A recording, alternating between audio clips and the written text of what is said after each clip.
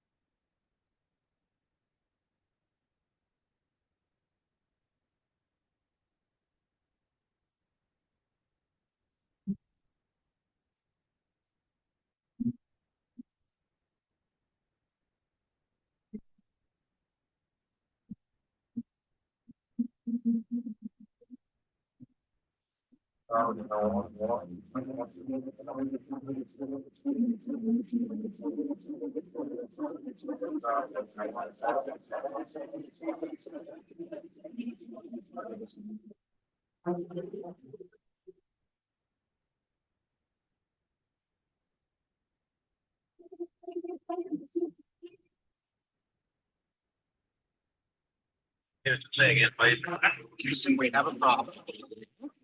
And it's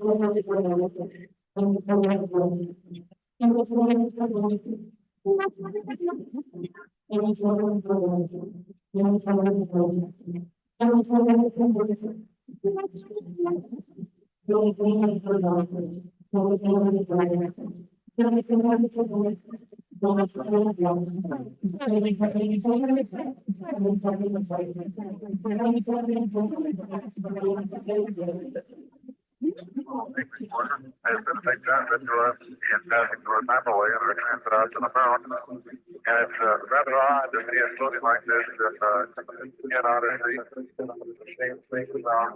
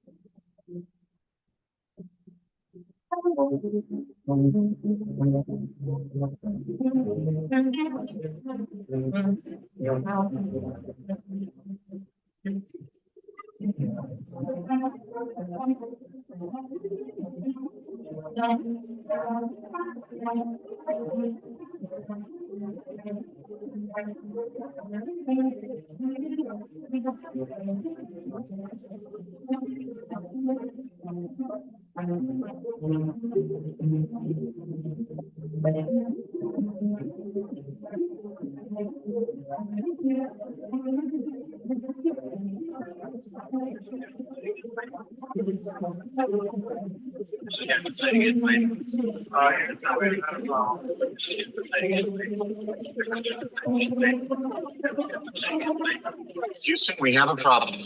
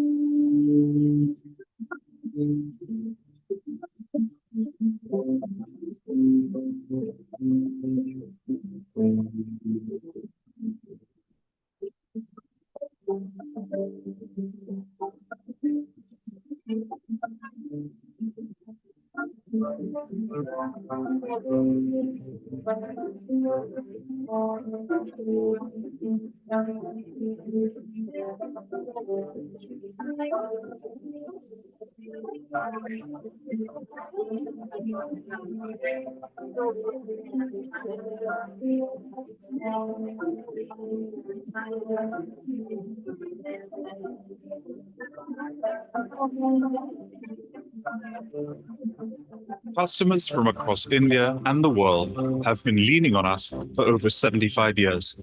Blue Star, built on trust. Here comes Mr. Perfect. Everything has to be perfect, just perfect for him.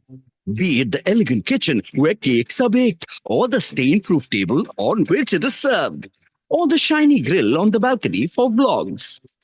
Be it the shining tall guarding grills of gate, or the antique swing your kiddo loves. Be it the luxurious building exterior for viral videos, or even the wooden doors or windows. Be it the cool terrace for yoga, or the impressive short walkways. Mr. Perfect needs everything beautiful. Everything. MRF Paints. Wood coat for all wooden furnitures. Zameen PU floor coat for paver blocks. Alturia interior and exterior for walls. Aqua Fresh interior and exterior. Luxury wall paint. Metal coat for gates and grills. Aqua Fresh Cool for terraces. We have paints for all parts of your home. Give the perfect finish that your home deserves with MRF Paints.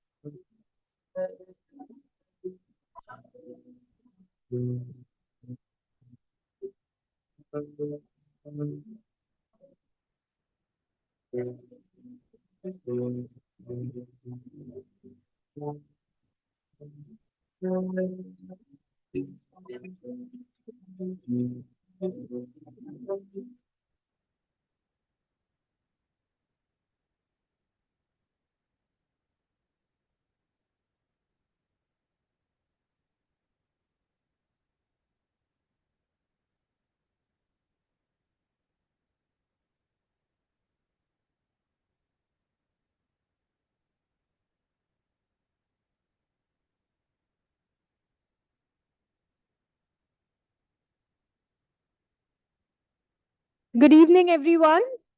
A very warm welcome to all of you. On behalf of Architects and Interiors India, thank you so much for joining us today for an evening that promises to be exciting and enriching. I'm Shiraz Khan and I'm going to be your host for tonight. I'd like to begin by telling a bit about this event. Architects and Interiors India's flagship property design debate is all about taking on contested topics in the field of architecture and design. A phenomenal initiative, Design Debate is a multi-city event where every month we head to a new city, and we've conducted about 23 editions so far, traveling across the country. And for our 24th edition, we've traveled to a city established by the Qutub Shahi dynasty and later ruled by the Nizams, with the astonishing Charminar symbolizing their era, the city of Hyderabad. So here we are introducing Design Debate's brand new theme, Aesthetics versus Economics, in the largest city and the capital of the Telangana state and the home to the World Heritage listed architecture. You'll be hearing a lot more about the theme from everyone present here tonight, so I won't take much of your time. My humble request to you would be that we have a lot to celebrate here today. Some absolutely brilliant names from the design fraternity are here with us. So, welcome to this evening, replete with knowledge sharing, and let us have a huge round of applause for Architects and Interiors India Design Debate, the Hyderabad edition.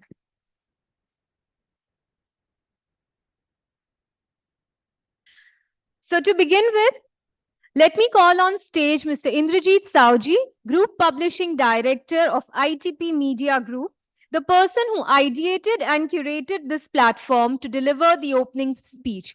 Sir, can we please have you on stage?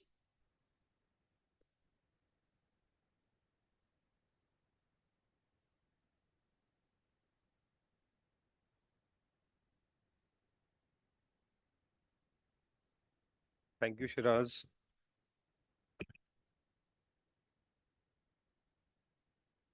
Good evening, ladies and gentlemen. Good evening, lovely ladies. Good evening, handsome gentlemen. Ladies were louder. Should I try once again? Namaste, Hyderabad. The city that seamlessly blends tradition with modernity, and the place where history and innovations blends. It brings me immense joy and gratitude to welcome you all to this special edition of Design Debate here in the heart of Hyderabad.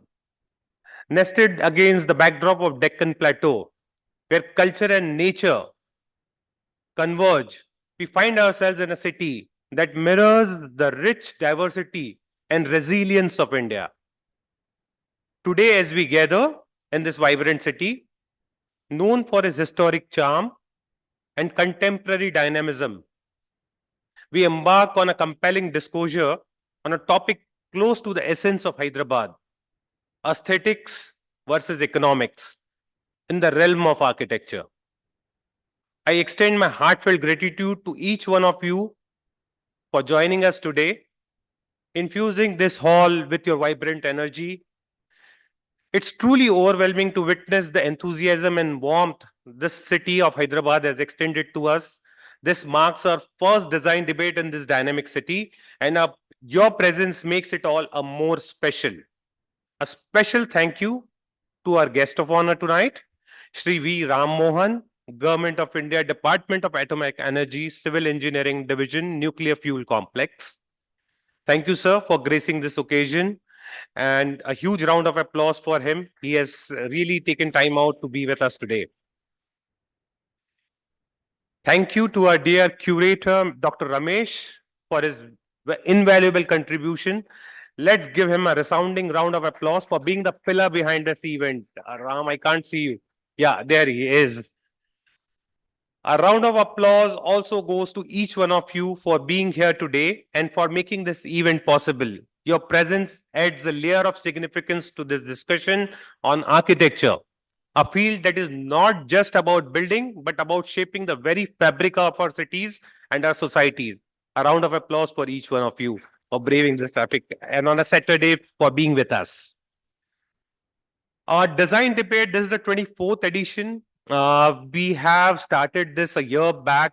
We have literally traveled the length and breadth of the country discussing on the same topic, which is very integral to architecture, aesthetics versus economics.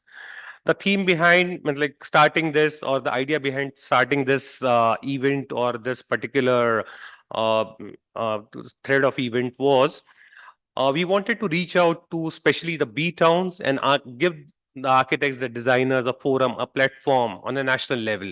We want to give them a platform in the magazine. We want to give them a platform through our events and bring them to the national level. Because when we reached out to these B towns, we figured out that most of the wonderful architectural related work or the design related work is happening in these B towns, and there is immense potential. So hence, we are here with this edition of Design Debate. The past few years have been really challenging for all of us, especially the construction and design industry post the pandemic. the pandemic has really brought about like a dynamic change in the way we do business. But before I divulge further or deep dive into this topic, let me first ask you a question. Do we really consider architecture as a business? Do we? Many of our esteemed colleagues remain hesitant still on the view of architecture as a business. It's a sentiment echoed by many. Many architects who I have spoken to, they say they haven't been taught in colleges or in their educational curriculum. The business aspect of architecture was never there. As emerging professional, understanding the economics behind a project is crucial. It's not only enhances time management, but also increases the likelihood of a project being successful and profitable. The business of architecture can be broadly classified into two facets: economics and, the most important thing, art or aesthetics. Success in this field demands efficient management of both. Any faltering in either domain can lead to an undesired outcome. And in the profession, that impacts not only just immediate results, but resonate through generations. The responsibility that lies on our shoulder is immense. As designers, you hold the potential to shape the future of cities, the future of the skyline of our cities. In a country like India, when they say 70% of the country, hope is immense and the opportunities are innumerable. As we aim to cross the economic milestone and envision the golden era, the opportunities for architects as well as designers have been more promising than ever. Today's design debate brings together experts in the field who will shed light on the crucial points and discuss the immediate and long-term challenges facing architects.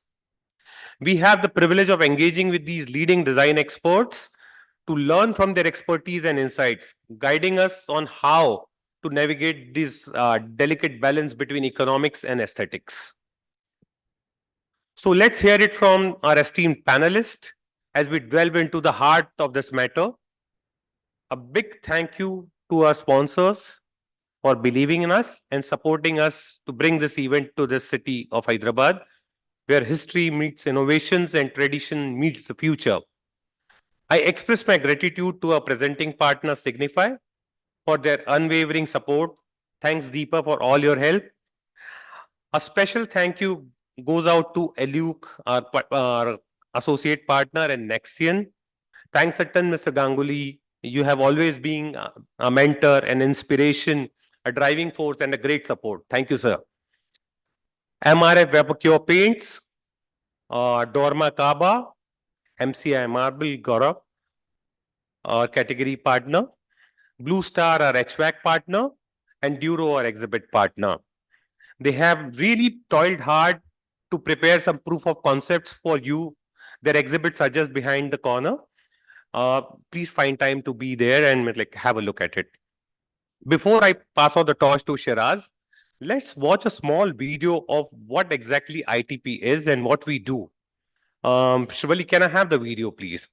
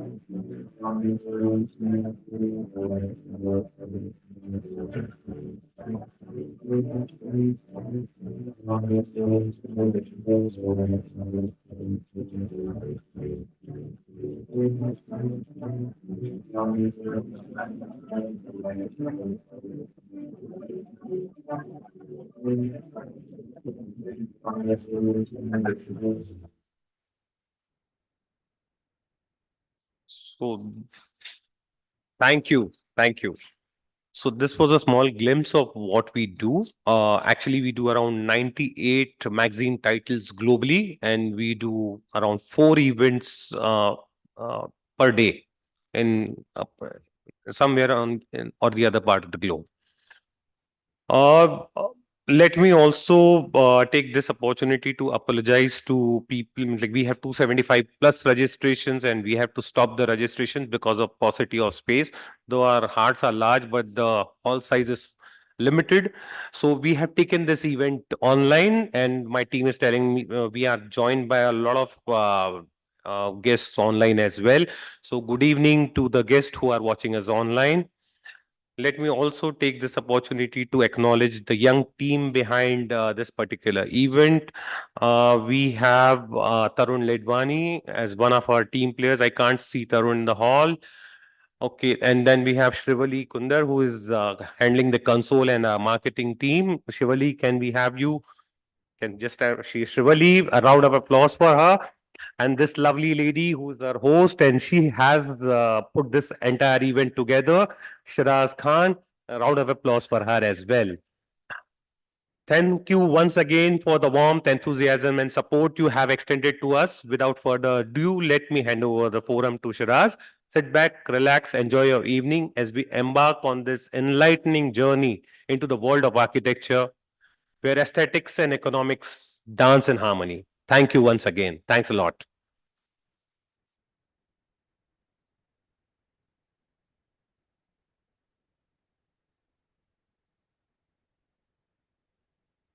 Thank you so much, sir, for that heartwarming speech and acknowledging the team. That was really kind.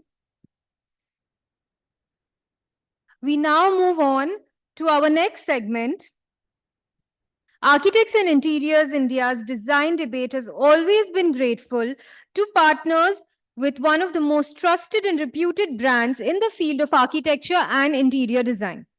And having said that, I present to you all our title partner for the Hyderabad edition, Signify Innovations India Limited. Can we please have the AV?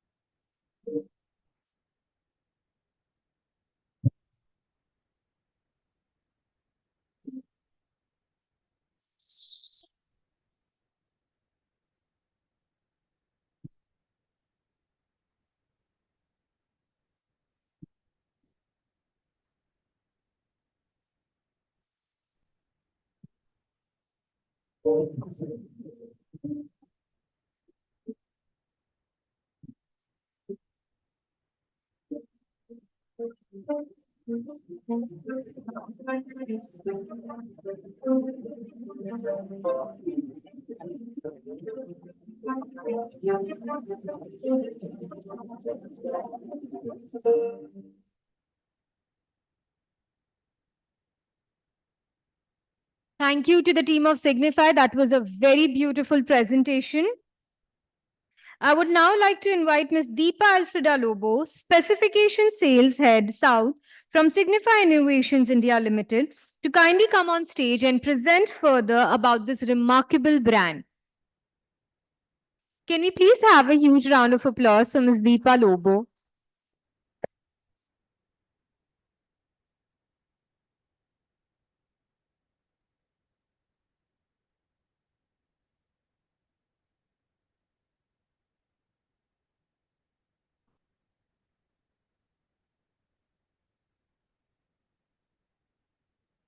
I'll start with a small AV.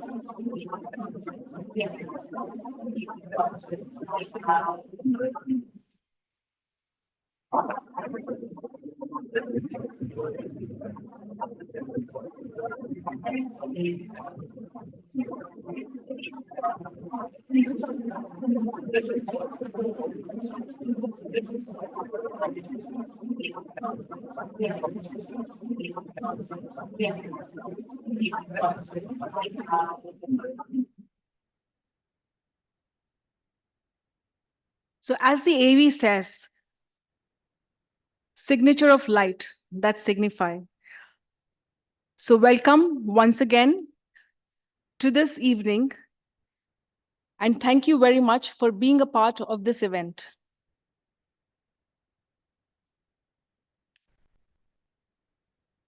The architect fraternity has always been an integral part of projects. You are the people who bring your clients' vision and concepts to life. And we are always excited to participate with you to bring your concepts to life. So Signify is a world leader in lighting. So we have light sources, luminaires, and we have gone beyond illumination now. So we also have system and services, and we have been carbon neutral since 2020. So backstage, I had a lot of queries by people asking me, what is Signify, what is Philips? So Signify is basically the erstwhile Philips lighting. So we have rebranded ourselves in 2018, and Philips being a major brand, we have acquired other brands also over the globe. So Philips and EcoLink is what we present to we have B2B offerings. Philips Hue and Vis, these are the wireless lighting for the consumer and the home segment. Color Kinetics and Uni, we extensively use in the facade lighting projects. And Interact and Dynalight. So Interact is the wireless lighting management system, and the Dynalight is the wired lighting management system, what we use for connected lighting. Apart from these, we have the specialty brands, which if any of you would like to use it, we can import it and supply for your projects. So B2B offerings are the professional lighting products where we offer Philips or EcoLink. And we have professional lighting systems where we offer you the wired and the wireless, and professional lighting services. So these services are beyond illumination. So here we do the complete light auditing of a facility. We can take, we do the light auditing of the facility. We execute the projects. We take turnkey projects, and we also execute your LMS systems. So our innovations are around brighter lives and better world, where we take care of climate action, circular economy. So if you see by 2020, we have around 85% of recycled paper used for all our packaging. And by 2025, we eliminate the use of plastic in all our packaging. Food availability, as you saw in the AV, we have specialized lighting for your hydroponics and your horticultural lighting, which makes you use 90% less water for your vegetable or agriculture cultivation. Safety and security for your homes as well as outdoor. Health and well-being. So this is one topic which we will discuss in the coming slides.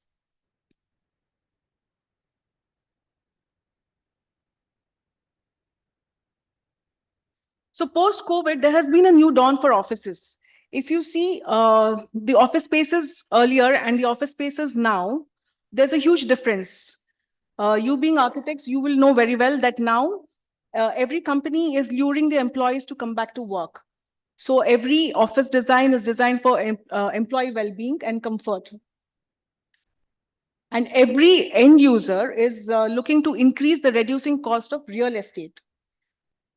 So when I say employee health and well-being, why is it important? Companies invest more than 90% on the employees, 9% on real estate, and 1% on energy. So if you see now, most of the work is done indoor. Most of the people are indoor rather than outdoor. So if you see 87% of the people are stressed. So that is why we need our lighting to focus on the employee health and well-being. As per survey, if you see 4 to 6% drop in employee performance when the temperature of the office is too hot or too cold. 46 minutes more sleep if employees having sufficient daylight and the right level of artificial lighting. But here what happens is 90% of the time you are spending indoors. So you get less amount of daylight. So how do we balance the daylight component and the artificial lighting in a regular working space? And 66% fall in employee performance when there is distracting noise. When I mean to say noise, it could be chatter in the office, or there could be some sound from your ACs. So that's kind of a distracting noise. So that also reduces the productivity. So these are some of the offerings what we have for the indoor office space. And this is a very interesting subject. This is called a human-centric or a biophilic lighting, where we integrate the outer environment to the indoors. So as you see, when the sun rises, your sky is a little warm whitish. Then after that, it goes to the neutral. And then during the afternoon, it's completely white. And then again, when it goes to the evening, again, the bluish light and the warm light. So this is what we want to bring into the indoors. So this is called human-centric lighting. And these are the options what we have, how we can integrate this into the indoors. So apart from the indoor lighting, our other scopes are the facades. We have street lighting, we have stadium lighting, we have auditorium lighting. So whatever lighting scope, we can do everything, and we have relevant products for all these applications. Here, as I was talking, the climate actions.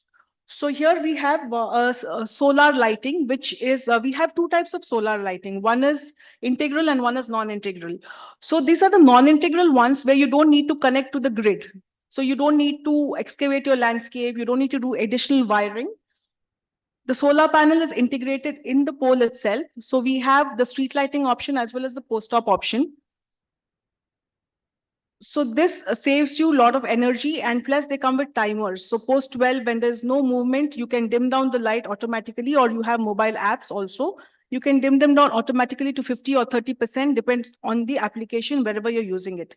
In case you're using it into your campus, office campus, it can be dimmed to 30%. If it's used in normal loads, it can be dimmed to 50%.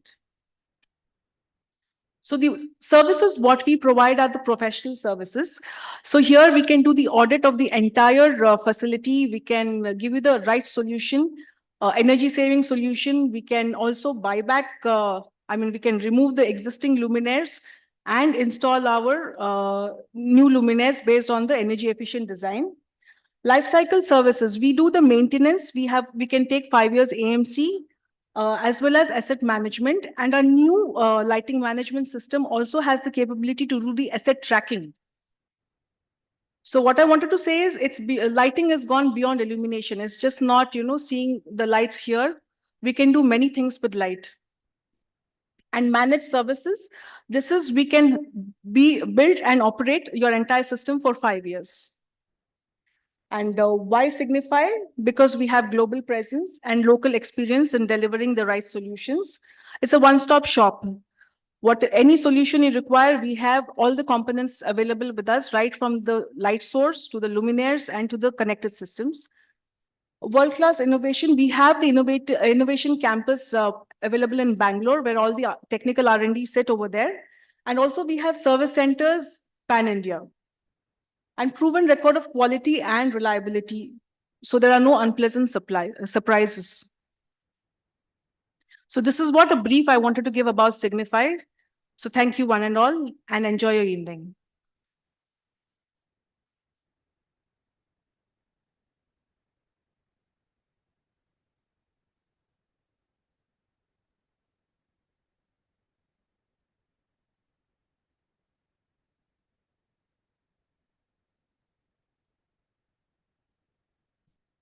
Thank you so much, Deepa. That was indeed a very impressive presentation.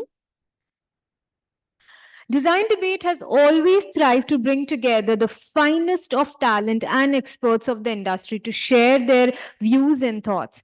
And one such personality here with us tonight is our very talented guest of honor. He is an architect, environmental designer, and project management professional with passion for planning, designing, and academics. He is the registered associate of Council of Architecture and individual member of Indian Green Building Council.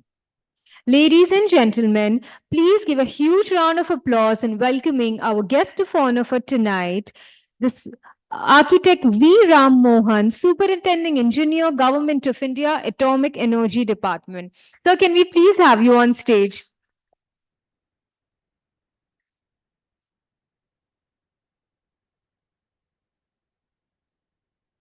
Welcome to the show, sir. I request you to kindly address our gathering.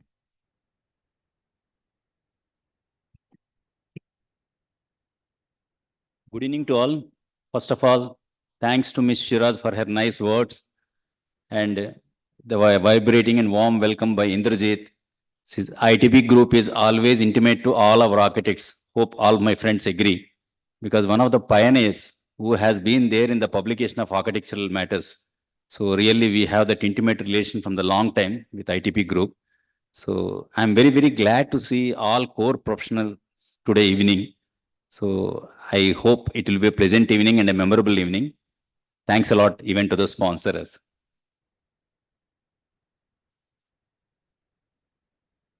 Sir, I request you to kindly stay back on stage. Thank you so much, sir. I'd now like to invite Ms. Deepa Elfrida Lobo, Specification Sales Head South from Signify Innovations India Limited, and Mr. Indrajit Sauji, Group Publishing Director from ITP Media Group, to kindly come on stage and felicitate our dear guest of honor.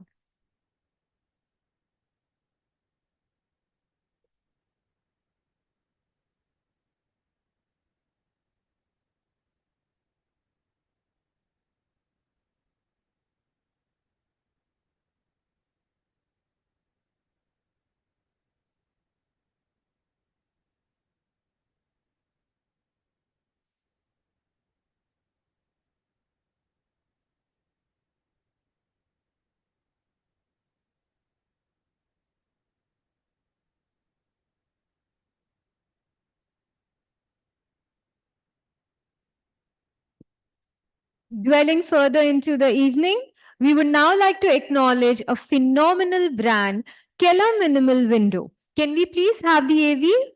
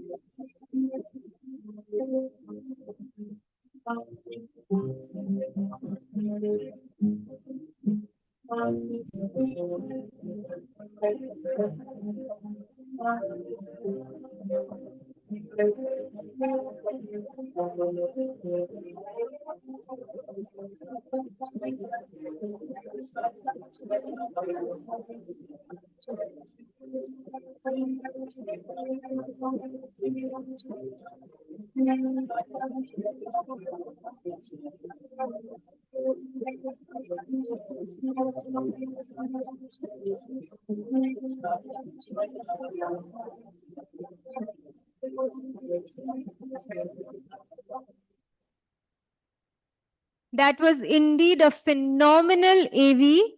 And I would now like to call upon Mr. Werner, Regional Manager West, to kindly come on stage and present further about Keller Minimal Window. So can we please have you on stage?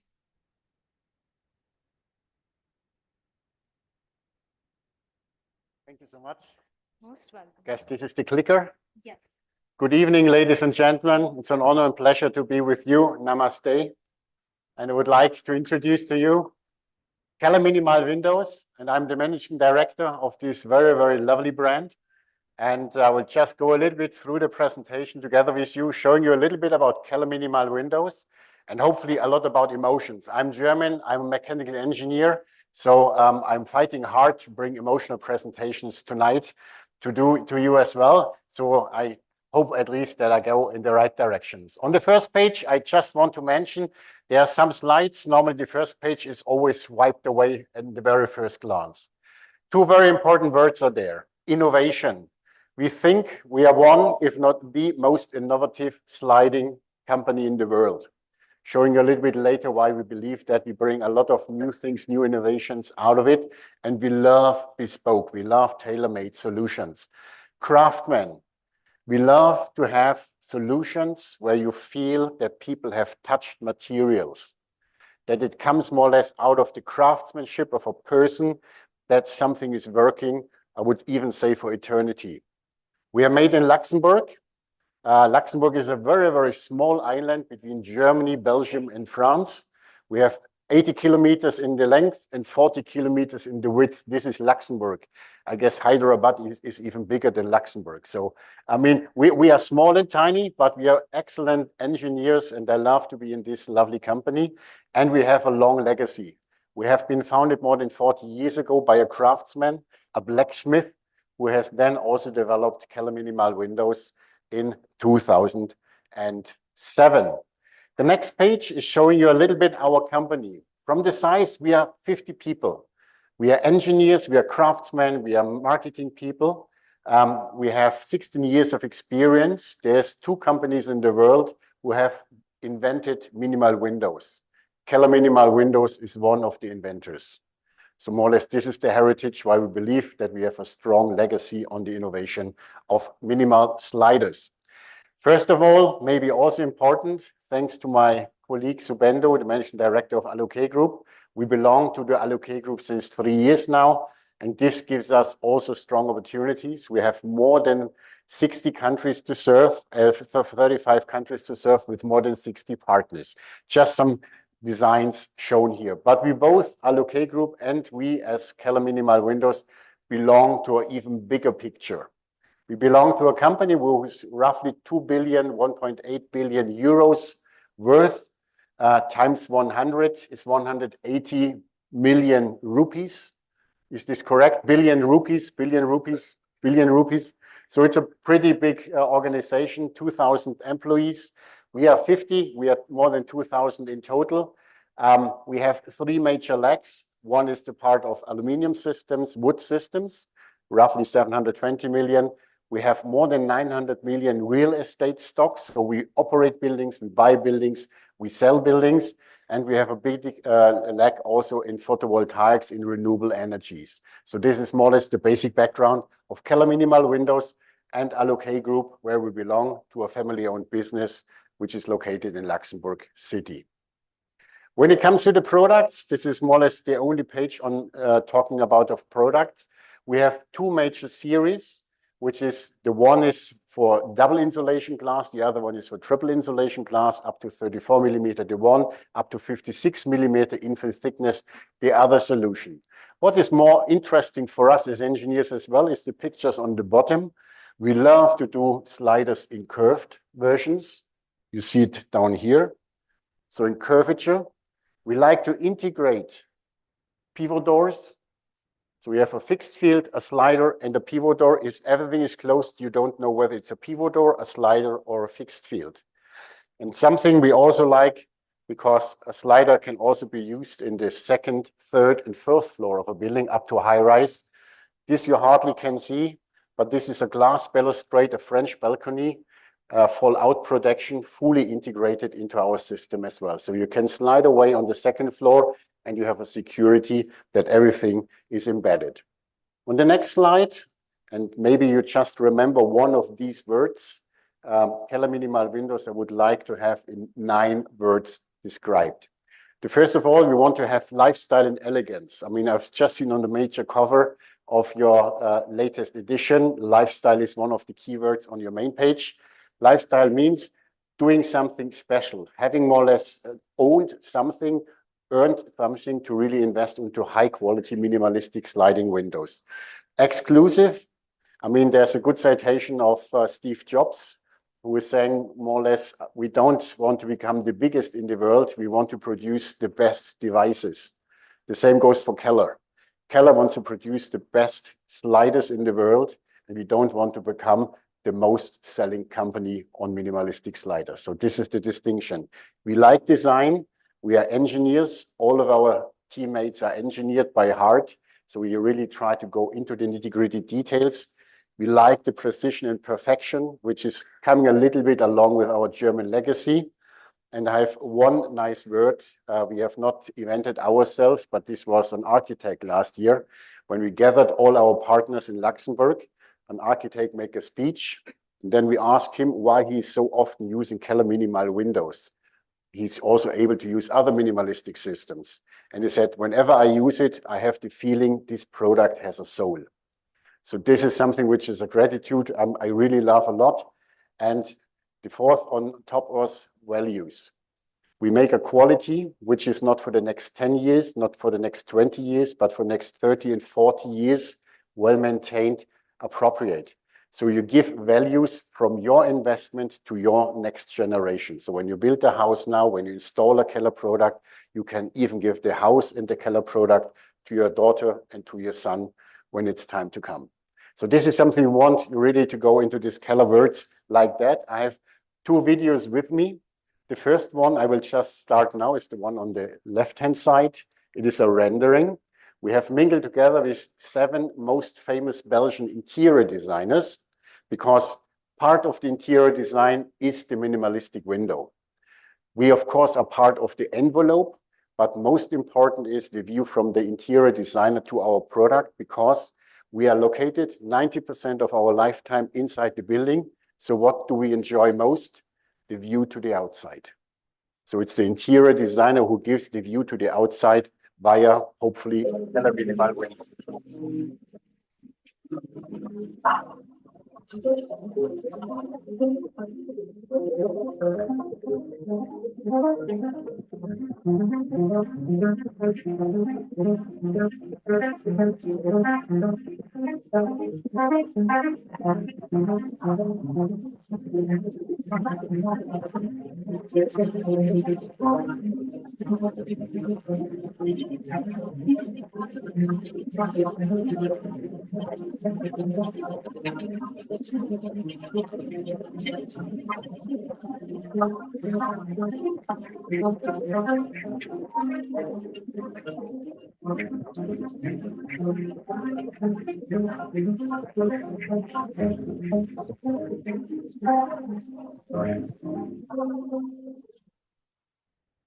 So you see, we are not most dominant with our product. This is not a need. The need is that the person inside the building feels more or less included into the building. And we are just one single part and hopefully a part of the nice journey of the end customer.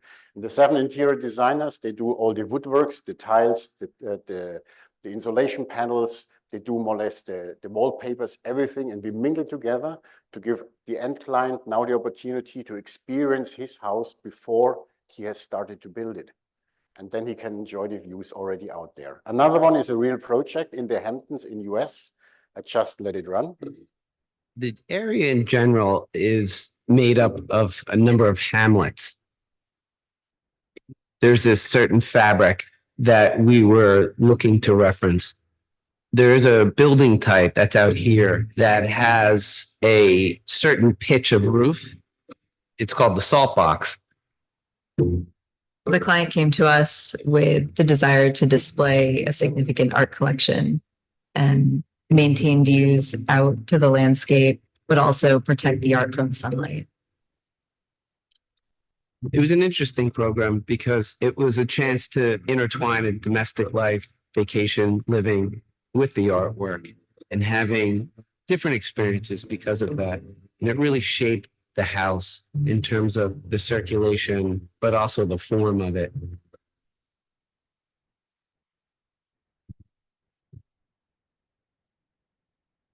This project is pretty interesting because it's a kind of family resort. It's three-generation location. It's 3 houses, you have seen it. So every generation has their own house, and in addition, it's an art gallery. So this is also part where then the interior designer has chosen more or less a certain degree of lighting from the outside to really get a kind of precision for the artwork inside the building.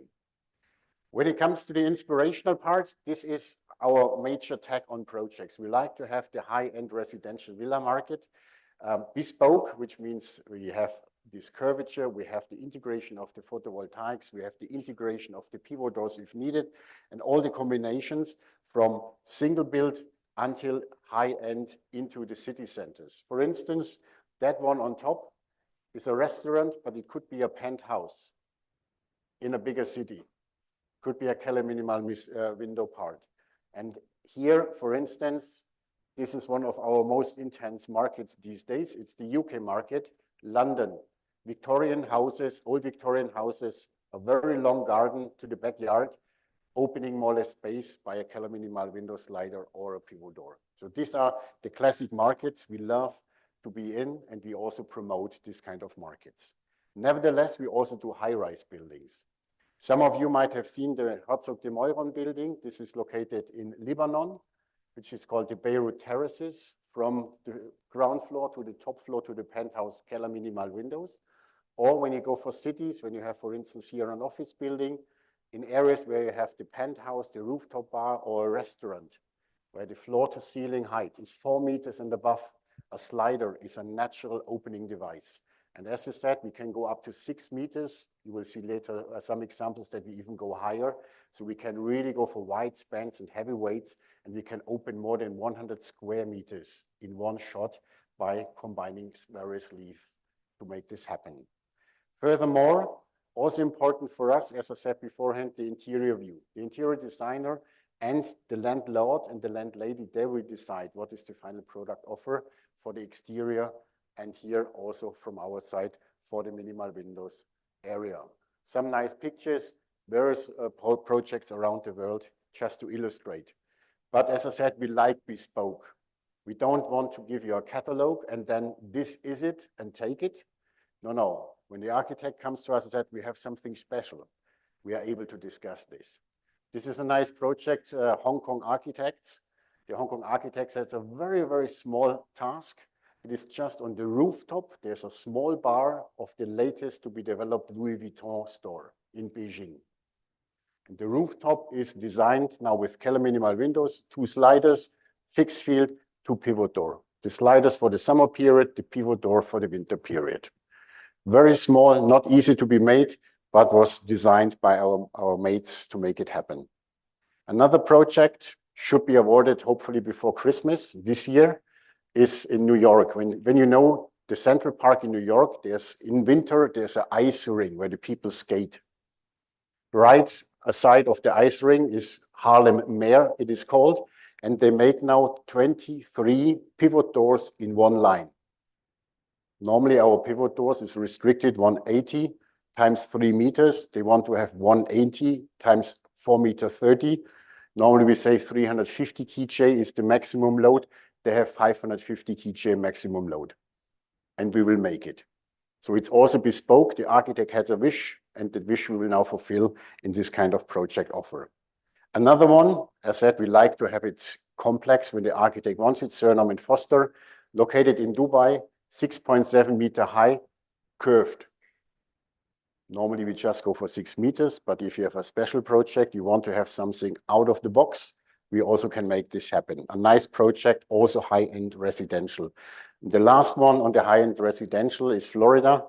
We are just completing the first part on the hurricane testing, and then hopefully this project continues. It's a Japanese architect, it is Kengo Kuma, and this is then also something to go for the high-end residential market with Keller minimal window sliders. But in the promotion, in the marketing, we will still and always be the high-end luxury villa brand. We will not promote these high-end projects in the future. How easy it is to integrate Keller minimal windows. I brought this small video with me. When you have the right lifting devices, it's a small villa in Austria. The metal builder, if you are familiar with Europe, is coming from Italy, and the architect is Benny Govard. This is the architect who said, when he works with Keller, it has a soul. And this is more or less the result from the architect from Belgium, how easy it is to affix it. And this has been more or less almost the presentation, but I want to share with you another, I feel, pretty nice story about Keller Minimal Windows. We mingled last year with Zaha Hadid Architects in London. Fabian Hecker is one of my friends, and we sat together and he said we have to do something when it comes to charity activities, because we have had some people having, unfortunately, the diagnosis of cancer. And we said we have to do something together, and we did something together. The idea was we do a kind of one of its own door. Zaha did design, Keller has to make it, and we put it into an auction. And the guy who is putting the most money on the table will get the door at the end. And the auction was last February, so the customer is found who will get it. The integration will be April next year. You should come to Luxembourg, because it is one of our partners in Luxembourg who has made this auction. I will show you a little bit this phenomenal idea of an architect. And as I said, I'm an engineer. Engineers and architects are normally not best friends, because an engineer must have it square, simple, standardized. An architect dreams. Dreaming and square is hardly possible to combine. But if the dream becomes realized, the engineer is proud and happy. Okay, and we try to be proud and happy in April. What was the idea of the architect? The idea was, here you see, it's a panel of our pivot door with aluminum cladding outside, inside. You have a kind of scratches on the surface. And always think a little bit, it is for a charity auction for people having diagnosed cancer. And then make up your mind, what was the idea of the architect behind. As Zaha did, of course, it is popping in and popping out, so it is not a straight leaf. And when it comes to the render, it will look like this one. I hope it works. Let's start the video.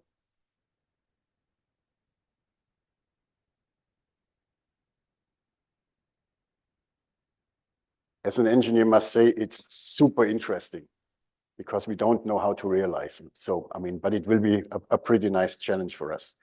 This is more or less the picture, how it will look like, and I just try to focus you on that area. Okay? What was the argument of the architects? White is the major color, because people with this kind of diagnosis, they are innocent, and white is the color of being pure. Okay? Why? They have this kind of 3 scratches or shapes inside. When you get this kind of diagnosis, it's like getting scratches on your soul. And when it's healing, it is popping outside. It's never healing in one flat line. It is always giving this kind of breaking out shape. The interlayer is gold, because the people who have this kind of diagnosis are golden. They are precious to us. So this is why they choose gold as the interlayers. When you look on the design of the 2 parallel doors and you put this together, it looks like carrying hands. So the family is carrying the people with this kind of diagnosis. Or you can also interpret it, you see angel wings. So this was the design of Zaha did for the auction to support more or less the Cancer Foundation Luxembourg. As you can see here, this is the shape in a cross section. Unfortunately, it is not producible. So the question was how we should make it happen, because with standard means it is impossible to produce this kind of shape. What we have found together with the partner in Luxembourg, in Germany, in Europe, there's an old tradition. The cars are very, very old, 50 years, 100 years. And then you have this kind of body shop experts. The guys who do with a small hammer the shape of the body of the car. And this person will do the body shop work to make with the hammer the shape of the door. It will be built once and never again, because it's a unique entrance door. Okay? So this is something special. We like as architect supporters, engineers, we like these kind of challenges a lot. And of course, Zaha Hadid has designed a lot more designs of doors.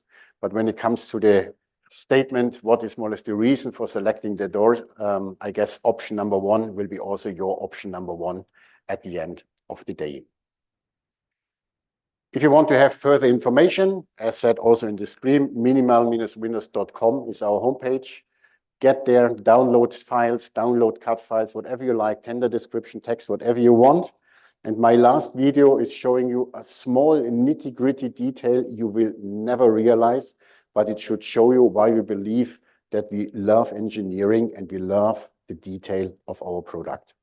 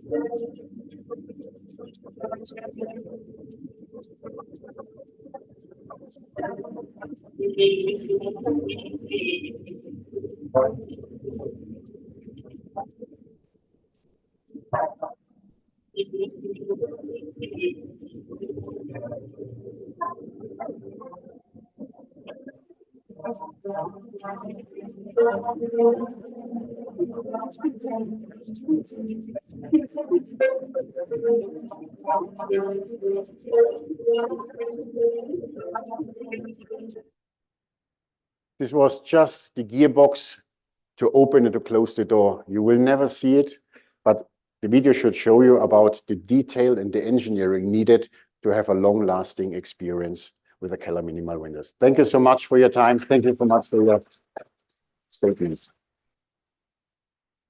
Thank you so much.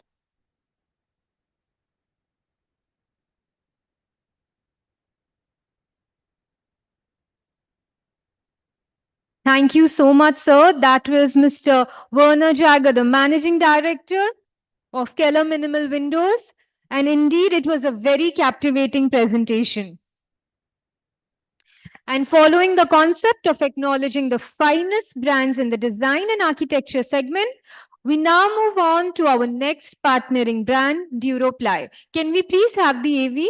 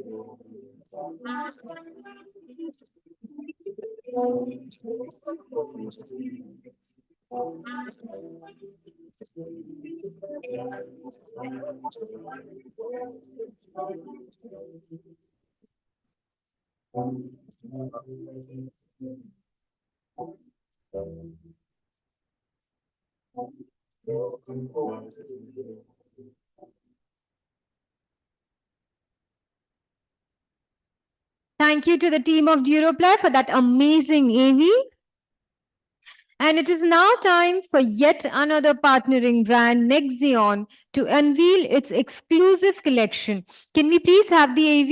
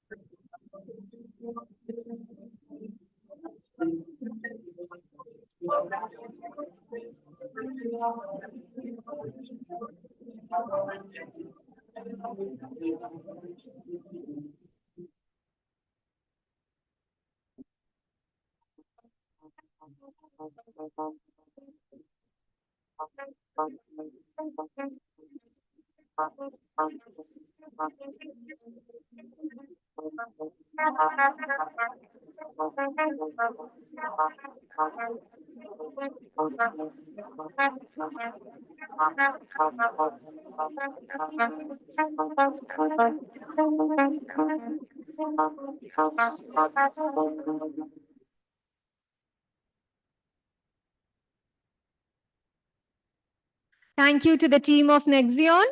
I would now like to invite Mr. Gaurav Khandelwal, Sales Head Nexion, to kindly come on stage and further present about this extravagant brand. Can we please have Mr. Gaurav on stage? Thank you.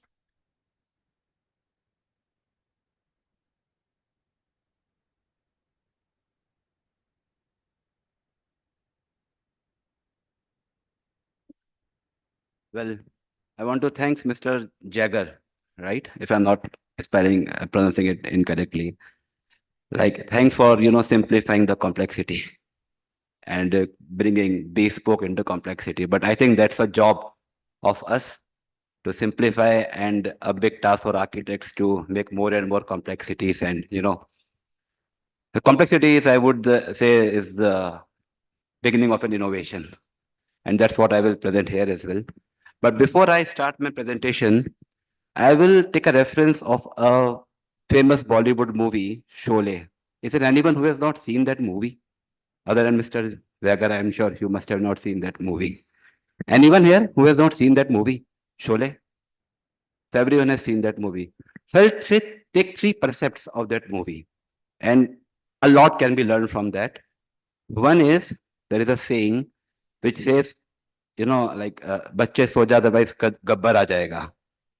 So मेरे पास में I have 10 minutes to finish this presentation, and this B buzzer is a gabbar which they will play if I don't finish this presentation in 10 minutes. So gabbar, please be patient with me. Second, it surely speaks about जो डर गया वो मर गया, right?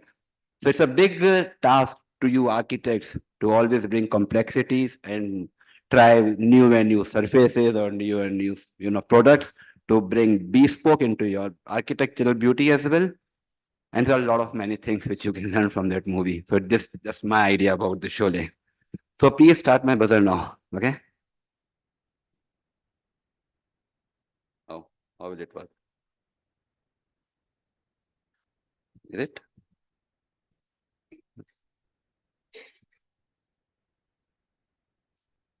Yeah.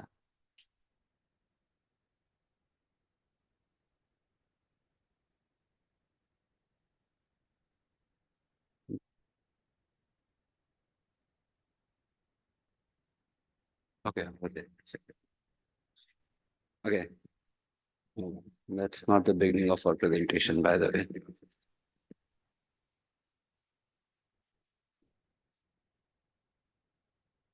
Can you help me this one?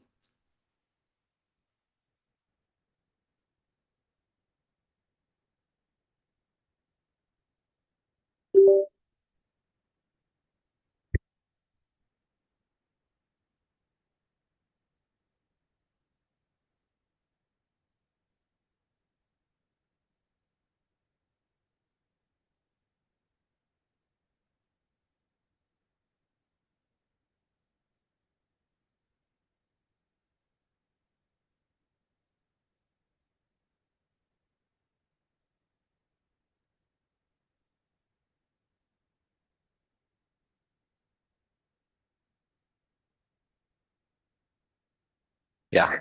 Okay. So I'm sure Nexon is not a new name to you all. You all must have used this brand, or you all must have heard this brand and this company before as well. We came to India much before 2016. We did significant market research, and we spent almost 3 years to understand Indian premium market. And then we invested decent good money in Indian market, and it's the first JV that has happened into, I would say, ceramic industry. So it's an Italian company that came into India in 2015, and in 2016 we set up a state-of-art plant. Yeah, and 2020 we became a pioneer with the help of the support of designers like you. We got our first Red Dot Award into the industry for our premium surfaces, and today we are the most premium surface manufacturer. This is just a glimpse of some of our offices, starting from our marketing office at Italy, to our state-of-art plant at Morbi in Gujarat, and few more. These are some of the cities where we have our direct presence in terms of our studios and our design labs. So we have almost from north to south and east to west where we have our direct presence, and we have our dealer network across the country. Just a glimpse of our design lab. So whenever you go and see such thing, such, I would say aesthetic architecture, remember it is Nexion. And as a brand personality, we believe in perfection. So our inspiration is from Vitruvian Man, which is a beautiful art by Mr. Architect Da Vinci, Leonardo da Vinci, which always talk about perfection and geometry. So we have displayed some of our products outside. You can see and understand what we mean by, geometry and perfection. And our heritage and tradition is all about SICB, which we call SIG, which is S as knowledge, sapre, I as ingenuity, C as cure, care, where our designers really work very hard to bring the best for the surface, and B is the beauty. These are some of the surfaces which we produce in just a single design, if I say. So it's really a very difficult task. It's easier for me to say and easy for you to look, but it's really difficult when you have to produce one design in almost 8 surfaces. So some complexity which we have also brought. Okay, and this is like a surface for which we have got Red Dot Award. So it's not given to an organization, it is given to certain products which you only get by giving the best quality and the best design. Now, I have a advice to all the architects or the designers here. Whenever you are prescribing or specifying a product, just go into the detail. For instance, if you are, specifying a product for a swimming pool deck area, so never mention like, anti-skid as a surface. You have to use proper terminology, and it is a responsibility of people like us, the surface manufacturer, to comprehend your knowledge. So if you're specifying a product, say for deck area, you need to specify 2 things, whether it is DCOF, which is coefficient of friction, or R value. If you look here, if it is a swimming pool deck area, please specify R11. If it is a commercial kitchen of a 5-star hotel, you need to be very specific with the specifications. God forbid, if someone falls down, only God can save him. Okay. So we produce all our products in a calibration of 8. When I say calibration of 8, without doing a lot of wastage, any wastage perhaps, you can create a beautiful design by using 2 mm spacer. Of course, I understand most of the designers don't like spacer here in our country, but when we do the projects, we have to use spacer when you're doing a project out of India. Okay, just some of the USPs of our product. Before, I won't go much into this, but this is very important for we people to understand. The picture in front of you. So the picture at your right is a typical vitrification, which is a typical technology by which you see a tile. But the picture to your left is sintered surface. So if you look at the 2 pictures, you can yourself make out at which picture is giving you comfort, which pictures give you more strength. So left is what we make. I won't go much into the detail of the process, but the left picture says it is 1 molecule, the right picture says it is 4 molecules. Just an example. So when I say 1 molecule, it brings you a lot of strength, it brings you a lot of flexibility. And here are some of the advantages when you use centered surface. Like it is lesser in weight, easy to clean, it is UV resistant, it is very hygiene, as absorption level is just 0.02%. Yeah, I'll just play a video here which shows the flexibility. It is a 6 mm surface and there's a person walking on it. So you can try this, of course, by using Nexium slabs. And if you want to try on other surface, it is at your own risk. Okay. So you can see the flexibility, the bend, and then the surface will come back to its stationary position.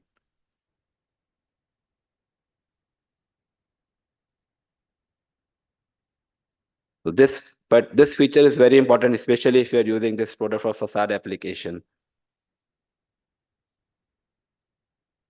And it also helps if a product is used on a floor or wall, it also helps to eliminate the warpages. Right, so this is what I mean with the flexibility. Now, we take inspiration from nature, whether it is marble or it is concrete or it is stone or wood. And I'll play one more video which shows about the perfection or reflection. So you can see some waviness to your left, which is what you see with natural marble. And when you see Nexium sintered surfaces, so you get the perfect unundulated surface. So we are the only company which is offering you mirror-like reflection in country. And this is what we are showing as an image when you use natural marble against when you use Nexium polished surfaces. So it's a perfect geometry, no undulation. No. Another slide where I'm showing the faces, like whenever you're designing a product, please ask to show you the surface. Perhaps whenever you're designing a big, there's a big project, don't choose your product on the basis of one surface or one, I would say, slab. Ask your vendor to give you a mock-up. With mock-up, you come to know how your surface would look like. So never select based on one product. And just to give you a glimpse, this is how our Satvario in 120 by 120 centimeter looks like, where we offer you multiple faces. If it is 60 by 120, we offer you almost 20 faces. And these are all created faces. These are not copy paste. We don't copy anything.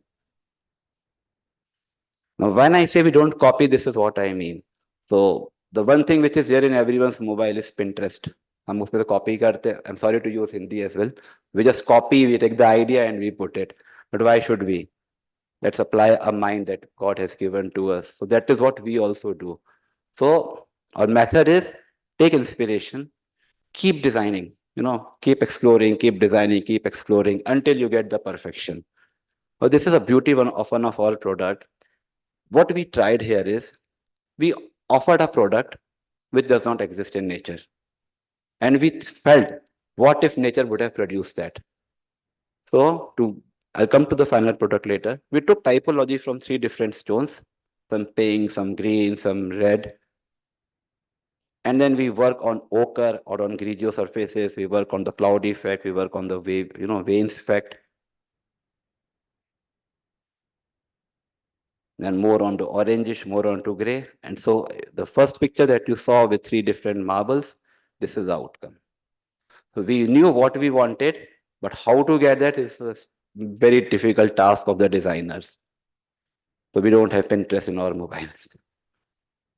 Okay. Now this is another video which talks about design as a metaphor, and we all know what surreal means. So whenever you are selecting a surface, just view it with a distance near, far.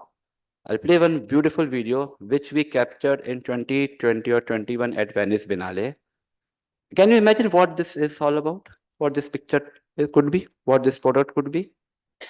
Until you really see it from the very nearby distance. It is paper, but we didn't realize it when we really looked into this.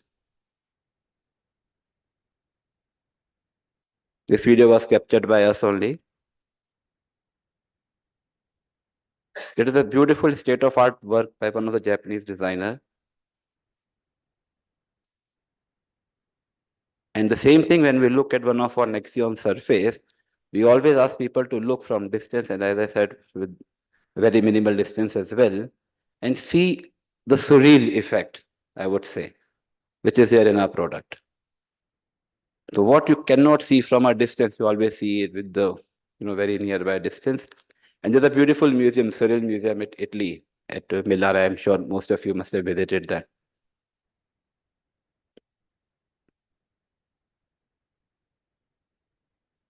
So as I said, spend some time with the surface, understand the surface, and then only do the selection. Yeah. Now this is an interesting picture, a slide. Surface has never been an inspiration for any designer. This is what I believe. But this designer took inspiration of this villa, which was also there in a Vogue magazine. And it says that inspiration of this house comes from a newly launched collection of tile by a flooring company, which is Nexion. So they were varied, vibrant, and worth. Of course, you can read it. So that is where Nexion has played a part. So this is a big achievement for us because I have never seen, inspiration comes first and then the surfaces. But this is where surface has brought an inspiration. Now, we are the only company which got a presence at Venice Biennale in 2023, and it just got completed in November, and where we talk all about sustainability. So when we talk about sustainability, we just don't produce tile. We want you designers like architect Ajay Sonar from Nasik, who got a presence at Venice Biennale as well. He put all his product by using waste material of Nexion, whether these are waste tiles or clay or other products that we use as a raw material. And then we got a presence there. It's a beautiful exhibition where we had a presence for almost 6 months. I'll just share a glimpse of this as well for you people. Those who have not visited can definitely go through this. Venice was chosen as the main seat for the largest satellite of the European Cultural Center. Its aims are in general to create an open platform for cultural exchange. Venice is actually a bridge. Historically, it is a city that was always projected towards the east. And we like to be part of trying to make this bridge work a little bit better. Whole installation is made out of industrial waste created in the tiling industry. And here we are basically talking about how we could make use of these waste materials, which is created in ceramic factories in India. What we see at the exhibition is primarily our reflection on the works of last 10 years, which primarily talks about our learnings, failures, our interest in materials, our interest in the idea of space making. And if we look at each of our projects, it is trying to deal with a specific material and expand that idea around the material into the space making. In our projects, we first try to assess the landscape and then we try to put up our structure. So the city really allows us to do that. Yeah. So it was just a glimpse of the shooting that we did at our booth at Biennale.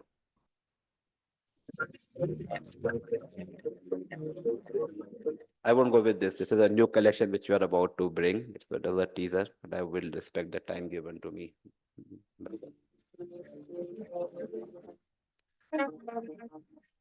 Okay. And this is another beautiful slide, which again, I would request you designers to please implement. Whenever you are using a product, especially for facade application, please ask for reflection index. It says that anything which has a reflection index less than 0.5 or 5, it is a perfect matte.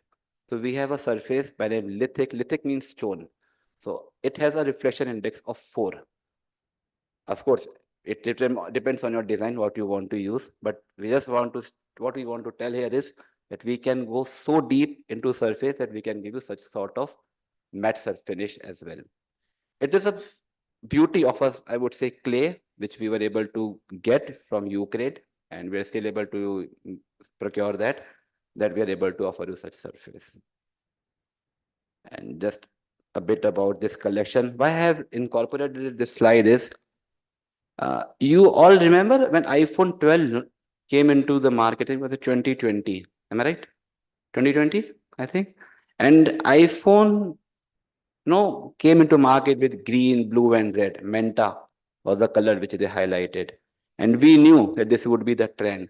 In 2019, we came with these colors. So we understand what would be the trend. That is, I would say, the beauty of our Italian designers and the legacy which we carry with them. We're always ahead of time.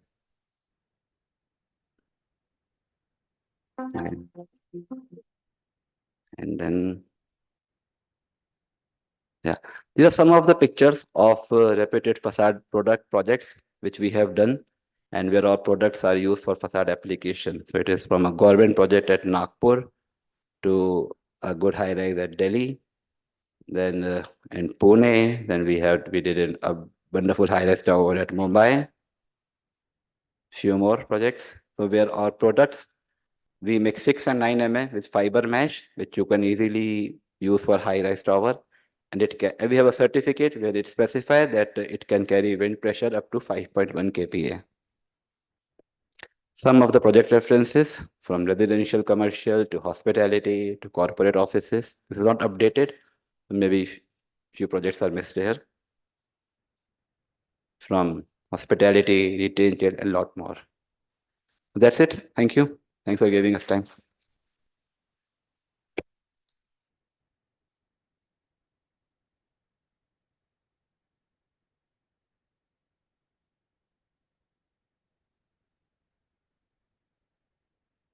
Thank you so much, Mr. Gaurav, for that really knowledgeable presentation. And after that amazing presentation by Nexion, let us now have a look on one of the most renowned names in the HVAC segment, Blue Star. Can we please have the AV?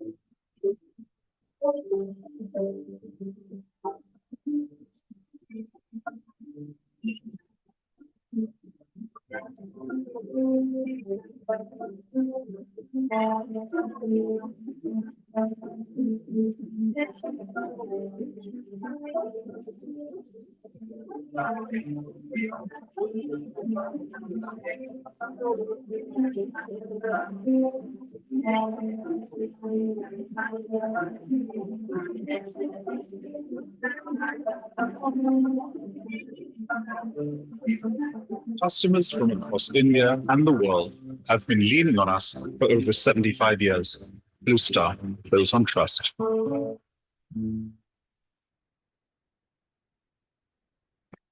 Thank you to the team of Blue Star for that yet another amazing AV.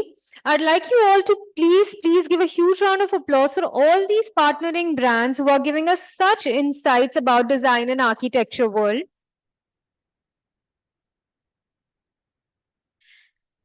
And now I would like to introduce to all of you the person who is the backbone of the two panel discussions that shall be coming up shortly, the next gen and the Doyens respectively.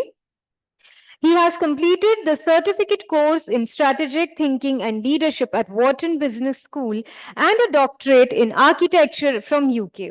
He has also done his master's in project management and arts interior designing, respectively from the Canterbury Christchurch University from UK.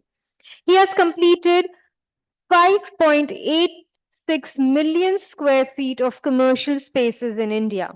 He is the visiting professor at the JNA FAU College of Architecture, Hyderabad, and currently the member of Pollution and Environment Committee, FTCCI, Hyderabad. With a vast and distinct educational profile, he has attended 40 hours of class on ISO 14001 workshop EMS at Hyderabad conducted by the TUE Rhineland, Germany. He is also the author of the book Futuristic Trends in Construction Materials and Civil Engineering. Ladies and gentlemen, please welcome the multi-talented, the curator of the evening, architect Dr. Ramesh, managing director and principal architect of Arkinova Designs Private Limited. Sir, can we please have you on stage?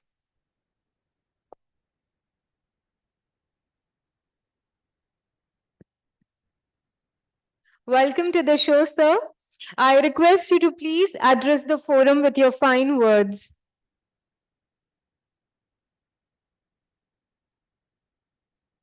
Good evening, everyone. I would like to thank ITP for giving me an opportunity to present myself in front of you.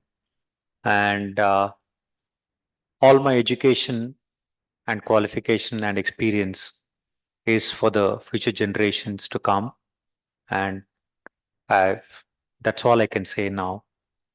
We would like to have the sessions now, which is interesting. And we would like to involve the audience also into this debates, which is pertaining to architecture. Thank you, one and all, for giving me this opportunity.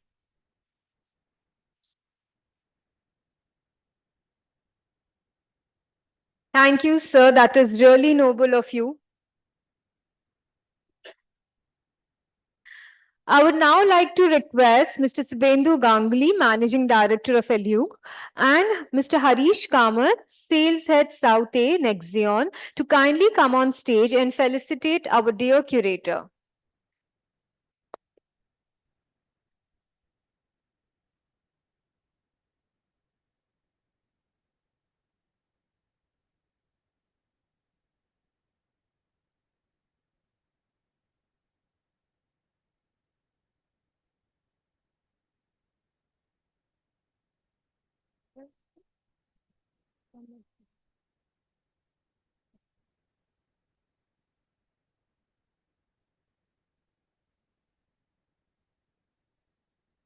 I'm sorry.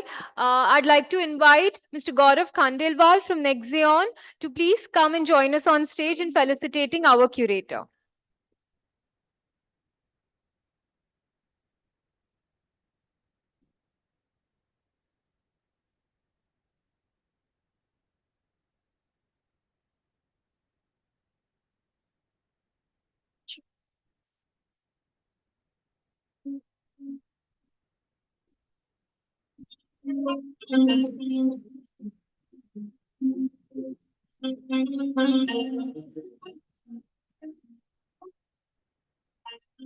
Thank you so much, everyone.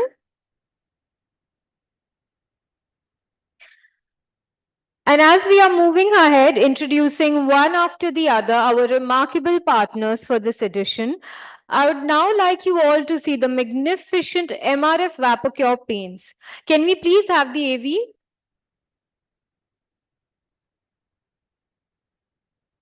Here comes Mr. Perfect. Everything has to be perfect, just perfect for him. Be it the elegant kitchen where cakes are baked, or the stain-proof table on which it is served, or the shiny grill on the balcony for vlogs. Be it the shining tall guarding grills of gate, or the antique swing your kiddo loves. Be it the luxurious building exterior for viral videos, or even the wooden doors or windows. Be it the cool terrace for yoga, or the impressive short walkways. Mr. Perfect needs everything beautiful. Everything. MRF Paints. Wood coat for all wooden furnitures. Zameen PU floor coat for paver blocks. Alturia interior and exterior for walls. Aqua Fresh interior and exterior. Luxury wall paint. Metal coat for gates and grills. Aqua Fresh Cool for terraces. We have paints for all parts of your home. Give the perfect finish that your home deserves with MRF Paints.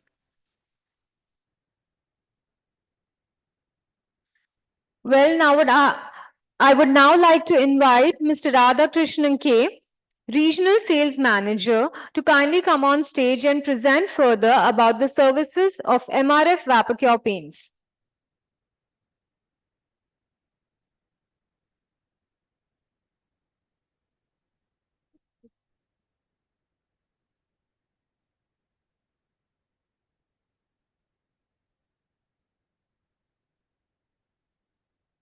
Hi, good evening, one and all. Andarki namaskaram. I think we are in Hyderabad. So, I would like to take you around about MRF Vapacure paints. And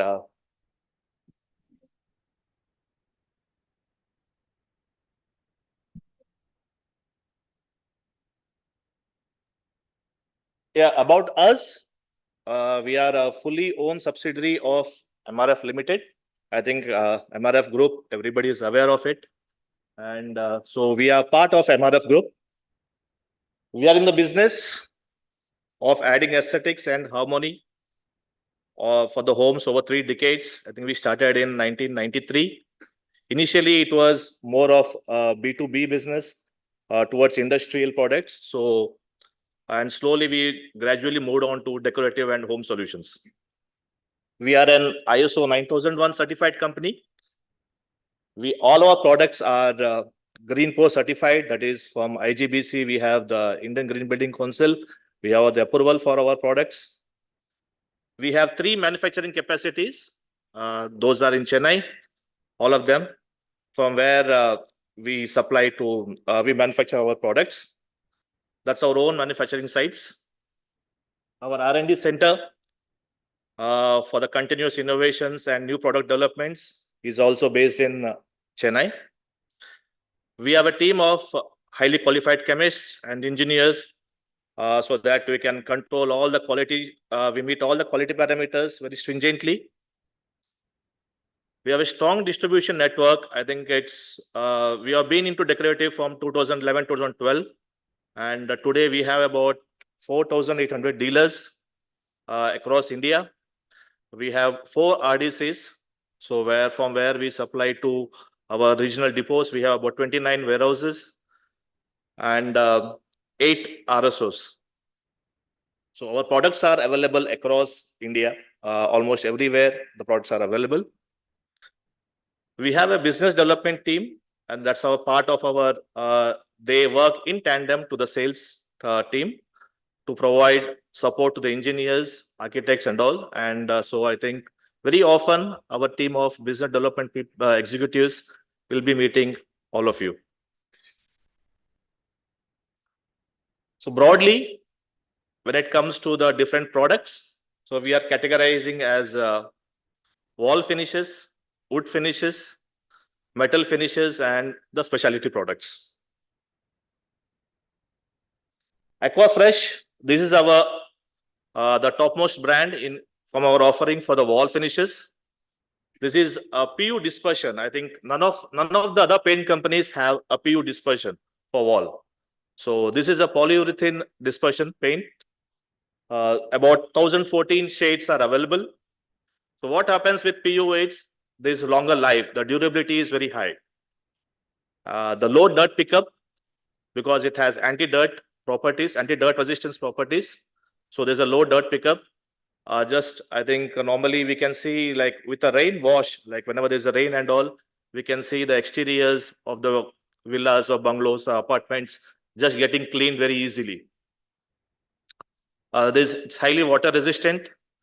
It has UV resistance properties, and of course, resistance to algae and fungal growth. And as I told, since we are certified by Green Pro, all our products have low VOC and are eco-friendly. It gives a fantastic coverage of, the exterior emulsion gives a fantastic coverage of 110 to 130 square feet per coat per liter. So that means you consume less paint for painting the same area. Water mixing ratio is about 30 to 35%, which is, I think, normal in all the products. Same that was for interior. So we have that was for exterior, and this is the interior product offering from us. So we have 1,100 shades, more than 1,100 shades available for this. Apart from the durability, the interior paint, we have its excellent stain resistance. So any kind of stains, we can easily remove on again and again. So, and it has a very good, excellent sheen. As the interior paint, the coverage is much better, about 180 to 210 square feet per liter. And the mixing ratios, everything remains same. So even both Aquafresh interior and exterior are PU based dispersion, polyethylene dispersion. So this has a 7 years warranty, and when we say 7 years warranty, that till 7 years nothing happens. So that is what we can assure you. Altura, again, this is something exclusive. Altura is the next premium offering from us. And the beauty of this product is it is a 2-in-1 for both interior and exterior. This is the only product which can work. A single product can work for both exterior and interior walls. And it has a warranty. We can give a warranty of 5 years on this. So as I told, when we say 5 years, means up to 5 years, nothing will happen. That we are very sure. And we can see two things. One cap with the green, other with the red. So the red cap is with Altura Shine. So where the sheen levels are little higher. And whereas the green one is the regular offering from us. Again, for interior, the coverage is very good, 180 to 200 square feet. And exterior is about 120 to 140.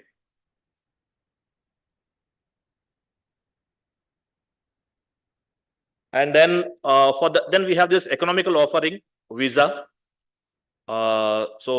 And this has a warranty for about 3 years. And again, 2 offerings, regular and shine, because interior, a lot of people prefer shine levels. So we have this Visa Shine.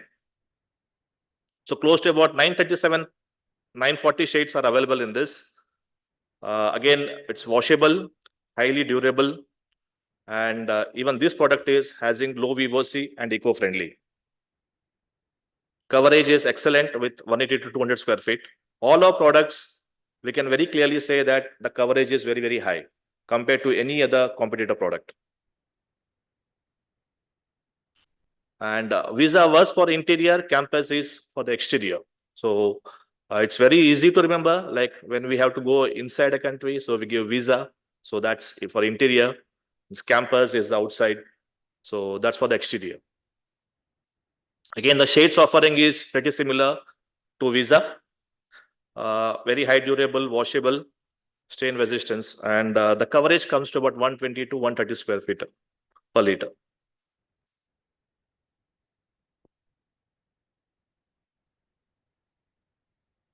This is a dam guard, I think, for all humid resistance, humid climates and all, where we have moisture resistance and all. So where we need moisture resistance, so we have this offering, dam guard. So it gives a very strong adhesion. It has very good washability, stain resistance. 2 coats can give us about 75 to 80 microns. It has ability to build or fill up the gaps up to 0.5 mm. It has elastomeric properties. As of now, it's offered in white color. It's very bright. So the heat reflectance is good. So which helps that it cools the surface below to about 10 degrees less. Again, low VOC and eco-friendly. The coverage is 23 to 25 square feet per coat per liter, because when we are saying the DFT has to be that much dry film thickness, though comparatively the coverage comes lesser. And mixing ratio is about 30 to 35%.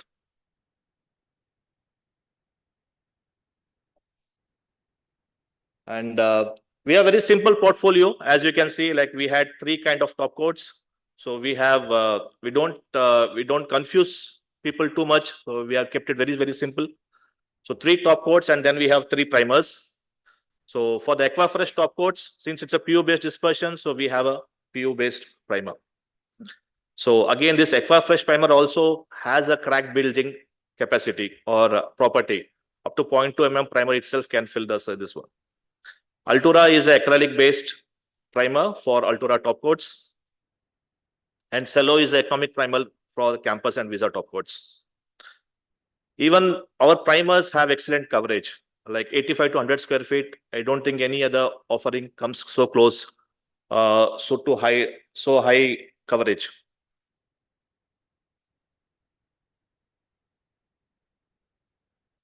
Now we move on to the wood coat products, basically for the wood category. Wood coat is our registered trademark product. We have registered this brand as wood coat. In fact, wood coat is very dear to us because we started off with wood coat in 1993, though the wall finishes came in 2011, 2012, but wood coat is there from 1993, and the brand is not at all diluted, still goes on. I think it's a hot favorite for all carpenters. It's a 100% wood PU polyurethane finish. And so we have glossy clear, we have silky matte, and we have total matte. So all three kind of finishes are available to put on the natural wood exterior. It has high durability. I think we can promise you up to 10 to 12 years of life within the exterior. Nothing can happen. You can see the gloss level intact. Up to 10 years, nothing will happen. Coverage is very good, 62 to 70 square feet. Since it's a wood, so we have a wood coat sealer, which has to be put beneath this top coat. Since it's a solvent base, so there is a thinner recommended, which we say as thinner for finish. Wood coat Italia is a premium product for interiors.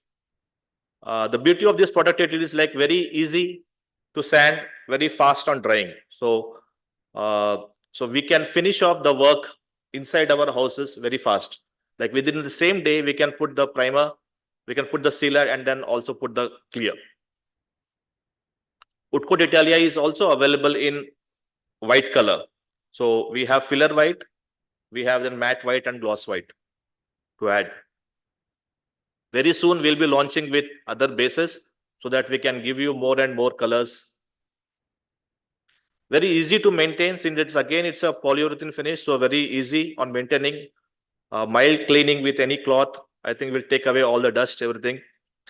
Very high water resistance. It has excellent gloss retention and very high durability. And as I said, it's just like 3 to 4 hours, which is required for drying. So very quickly we can finish our work interior. Coverage is about 60 to 70 square feet. The sealer recommended, the primer sealer or the primer which is beneath this top coat is recommended is wood coat Italia sealer. For white colors, it should be a white filler.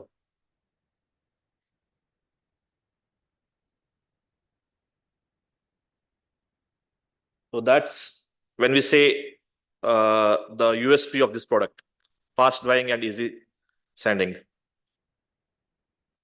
And I think we all of us, we do want water-based products for wood. So Aqua Coat is a water-based PU clear for wood finishes.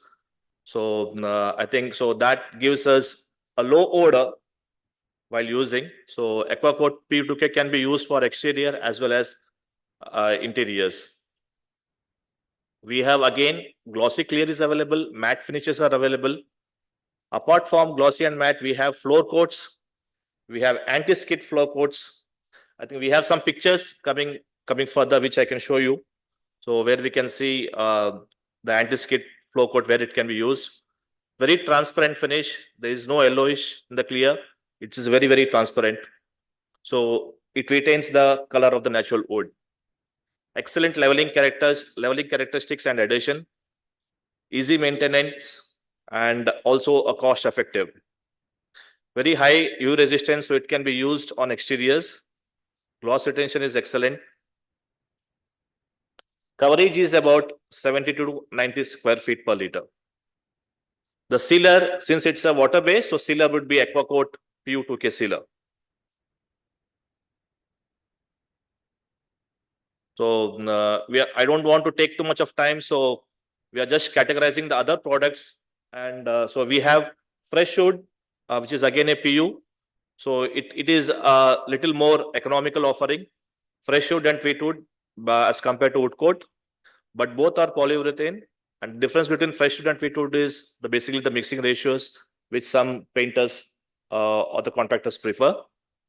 And it's again, fresh wood can be used within a day. We can finish off both the sealer application as well as the clear. Easy wood is a one component application. Like somebody wants to go very economical, then it's a one component based clear. Melamine, as you understand, is a different chemistry. So we do have a melamine clears.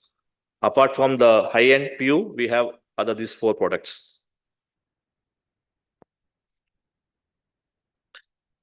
Now we go into next segment. After wood, we are going into metal. So when we say metal coat, it is like any GI, stainless steel, aluminum, mild steel, or whatever. Like any kind of surface is fine, metal is okay. So we have PU primers, we have epoxy primers, and we also have the economical range of zinc chrome and other yellow primers. So in PU primers, basically we have 3. The metal coat primer surface, universal primers. Universal primer is in fact, a very unique product because it can give you adhesion for all substrates, whether it is aluminum, stainless steel, any kind of substrate, it can give adhesion. Then when it comes to epoxy primers, we have epoxy primer gray, also available in white color. Some people still ask for red oxide primer, so we do have red oxide primers. And for marine application where very corrosive environment, then we have the RTC primer, which is rust tolerant, and also one component single pack epoxy primer.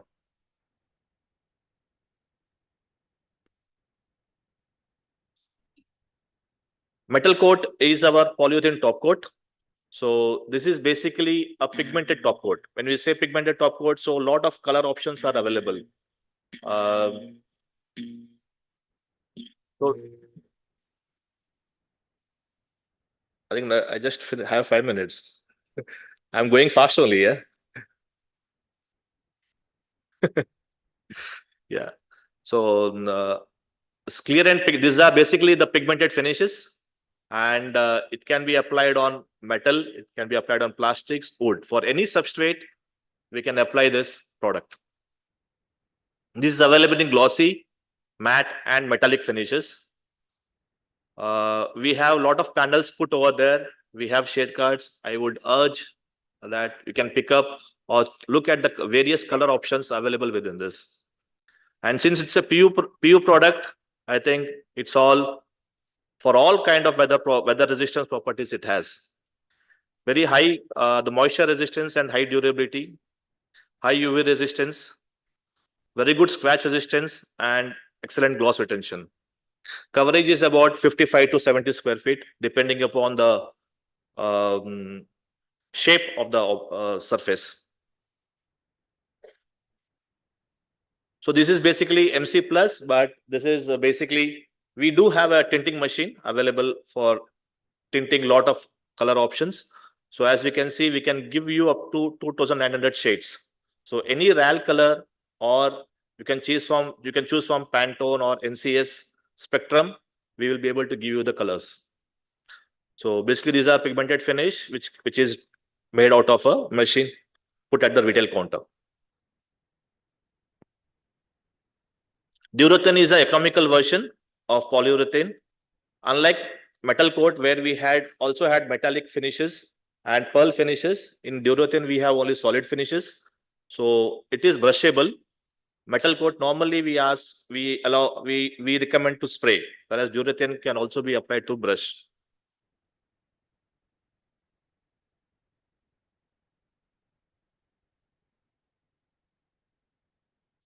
Since it's a PU, so the common properties of moisture resistance, the durability, UV resistance, water resistance, all these properties are there. It's again available in 3 finishes: glossy, satin, and matte. So apart from this, we do have the acrylic superfine. Acrylic superfine is basically one component acrylic based paints. So all the metallic finishes in gold, bronze, silver, red, gold, these options are available. I think I will take you to some pictures where we have used these paints. Specta is a enamel normally for the windows and doors. But this enamel, we have a PU injected in this. So for the exterior and very good high gloss levels are there. Epidec is the epoxy based paint offering.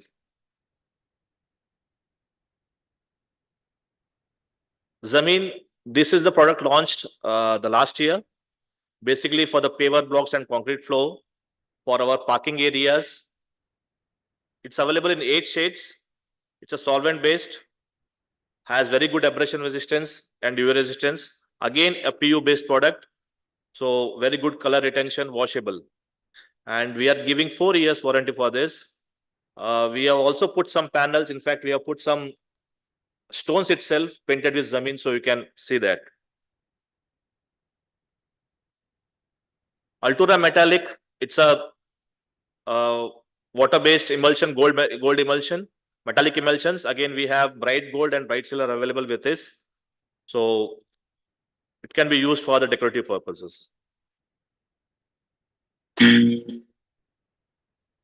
Glass coat, and then when it comes to specialty products, I think glass coat is one of our specialty product, and it's available.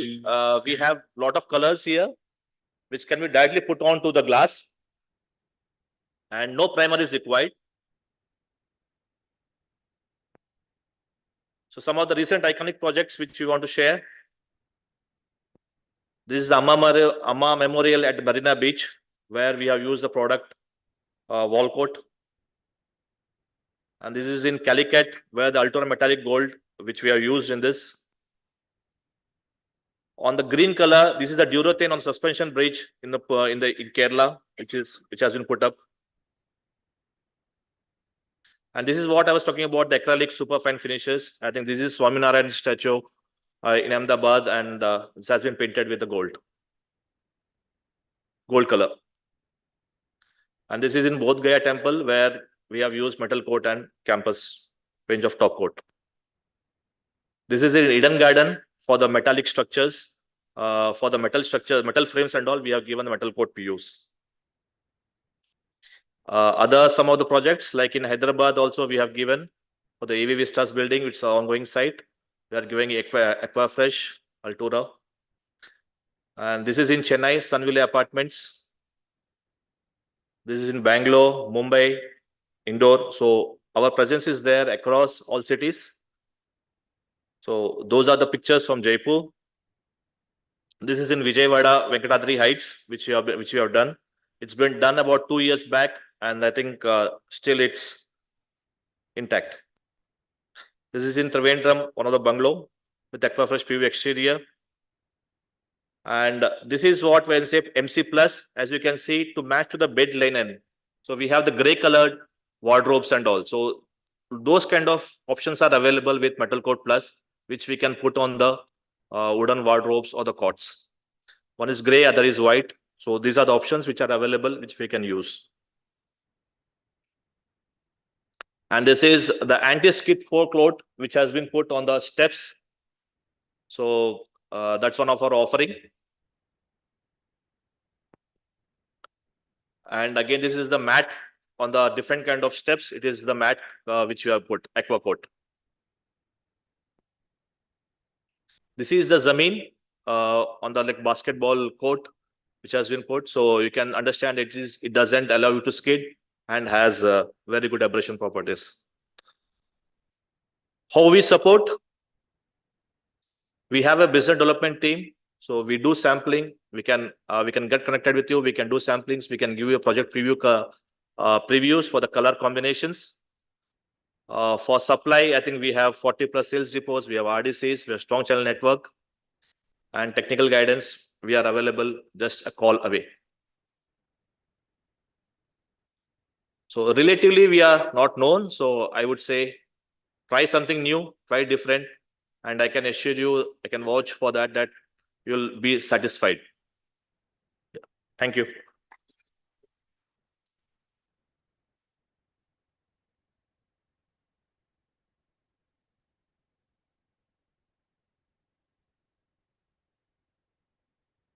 Thank you so much, Mr. Radhakrishnan. That was indeed a beautiful presentation. And before we move ahead, I request the hotel team to kindly prepare the stage for our next segment.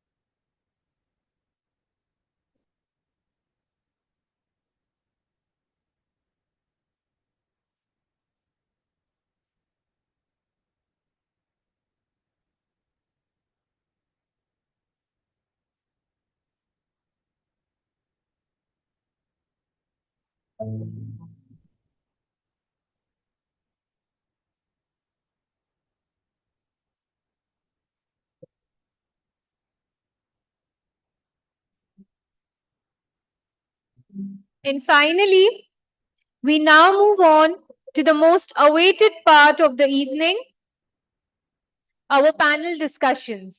Kicking off, we begin with the dynamic next-gen architects, the ones who will dictate the architecture of tomorrow.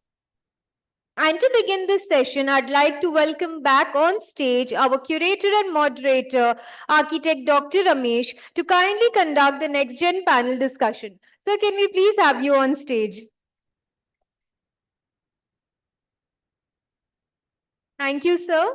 I now hand over the forum to you.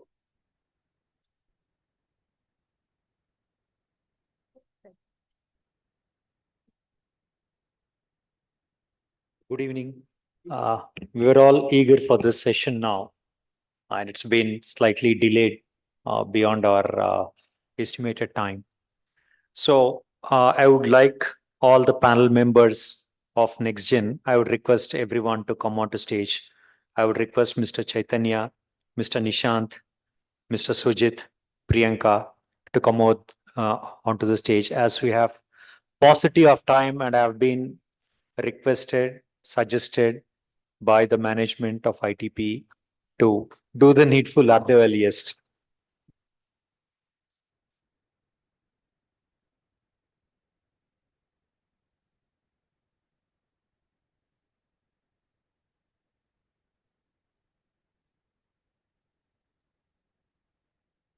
Once again, good evening to all. I would like to introduce Chaitanya. He's a practicing architect. He's done his master's from Polytechnic de Milano. And architect Nishant, he's done his master's from AA London, an MBA from IE Spain, and a business economics from Imperial College London. Mr. Sujit is a principal architect of 360 Life Design Studio and has done his master's from UK. The last lady, Priyanka, she has done her master's in landscape design from SPA Delhi, and she's worked in AECOM in the US, and she runs a studio called IRA Studio. I have the younger generation in front of me, and I'm categorized as the doyen, the senior most. I think if their ages are double, my age would be on par with them. So I would like to start the session by asking a couple of questions. Not a question, I can call it. I would say it's a kind of a healthy debate. And can I have a mic which is there? Oh, that's.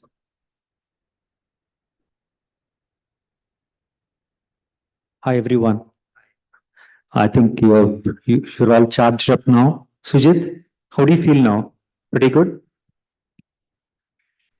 With you, pretty good. Pretty good, right? That's interesting. I would like to start the session. The topic for this evening is aesthetics versus economics. I would like to make the program quite light or the session quite light by asking a couple of questions which would be interesting to the audience. And I would request audience also to participate in the session. I would give everyone a chance, but I have little paucity of time, so we would try wrapping it up at the earliest. So the first question, what drives architecture and spatial design today? Anyone can take this question. Sujit, why don't you start off? What drives architecture and spatial design today? Is it art form or is it business? Thank you. Good to be here. I would say it's a mix of both, actually. Any project has to be artfully designed to make it even business viable. And projects have to be, it can't be a project where you can't have a design element into it and just have the project existing itself. But if you ask me on the question how I design a project, I would rather prefer the project to be dominated aesthetically on the economics rather than economics, putting the aesthetics in that. I don't think a lot of people would agree to that, especially the developers. Nishant, why don't you take this? I hope there's no developer here because I don't want my economics to be of my firm to be affected. That's what I said. Nishant, why don't you take it up? You would like to speak for it or against it? Against what I What Sujit has stated, aesthetics is giving prominence to. Right. So actually, I can take a neutral stance. I hope so. I think I feel no, you're quite being diplomatic. All right. So let's go. Let's take economics into play then. I guess architecture is driven by economics during all ages. So it depends really on how well your how well your economy is doing, and then that's how we as architects get our projects. So I think though we try to kind of push the aesthetic thing, we have constraints, and sometimes those constraints are helpful in getting the creative parts of our practice into play. And then we kind of, the architecture arrives out of that little bit of struggle with the economics of every project, I suppose. What do you say, Priyanka? Would you like to add something? Yeah. Good evening, everyone. What I would like to say is aesthetics is something which is intangible and economics is tangible. So this, if the tangible things are, that is what we all are aware of. So if we make a wise use of available resources, I think affordable aesthetics is the best thing to achieve in today's world. Thank you. Chaitanya. So, one sec, I just. Yeah. Please, please. We are talking about economics of a project, right? Yeah. Okay. So the major economics plays in the materials. Okay. It is not about materials, architecture is not about materials. Architecture is more of, it is not the stone, it is not the glass or the wood which defines architecture. It is more of, how architecture is something like atmospheric. It is like, you have um, uh, the story written in form of play of lights, compositions, all the spatial plannings, everything, which invokes the soul which inhabits that place or the people who are connected to it. I agree with you. End of the day, we are coming back to the same thing. What you spoke earlier, and I would like to say that. I will put an example to you. Yeah, you love music, right? Obviously, yes. Everyone loves music here. Have you seen the music? Yeah. You feel the music. You That's see right. the instruments. You see the people playing it. Architecture is similar to that. So you feel the space, right? Of course, you have to feel it.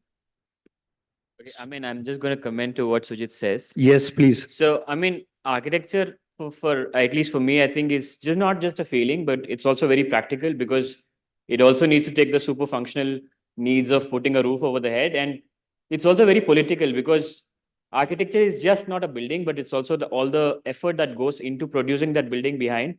So it's not just the cost of materials, but there's also a cost of labor. There's A also, huge part is the material. no, The it's- economics of depends on where you're from. Depends on where you're from.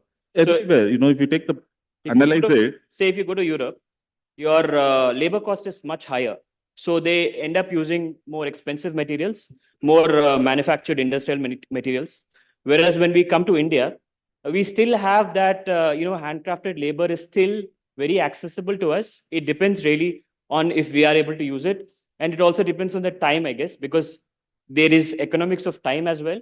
There's economics of the human capital involved. So they're multi-phases, but we can't really say, I feel that, it's just about putting in, I mean, it's just not the feeling, but it's also the practice of architecture is also very politically charged. It's like, like how the labor is treated on a site. For example, we are building these super high-rise buildings, but the other aspect of it is that there is so much labor involved because we are trying to also create that We are trying to create the opportunities, ecosystem. Yeah, opportunities. so that people are employed and people have that kind. So that is also a part of architecture is what I'm trying to say. I'm What not do you say, against Chaitanya? Okay, I don't agree with most You of the don't thing. agree with anyone. You're with Yeah, me. so That's good. yeah. What I believe, like being an architectural firm, we cater our service to wide range of economical backgrounds, clientele. So when you're addressing wide range of economical backgrounds, so we need to achieve the desired aesthetics to the building within the limitations of the economics. So there is always a interesting. A kind of a debate in your mind that whether economics comes first or aesthetics comes first. Is that right? No, What you're trying to tell me? no, I believe that both are like independently, they are very much important. So with the They are not economics, interdependent. very much important. Like, Are they interdependent? yeah, they are interdependent. So being an architect, you should be able to address the situation and cater them as per the economical feasibilities available. So no client can't be ignored based on the economics. So whatever it's the economics behind the project, you should be able to cater the aesthetics that you are desiring for the project. Yeah, that I believe. Yeah, Sir, Sujit. if I take another stand, Please. we almost all the top architects are here. If I float a project right now, Please. all your aesthetic is going above the roof. Okay. The economics will play an important part here. Yes, I do believe it. I do believe it. Please cite an example to me. No, you float a project, anybody and everybody who wants the project is going to quote it. And whoever wants to win the project is going to definitely underquote it and he wants to grab the project. Now, if you put the economics of the office working, you need you need money for you to function also. I would like to. Nishant, you should take it up now. He's saying money is very important.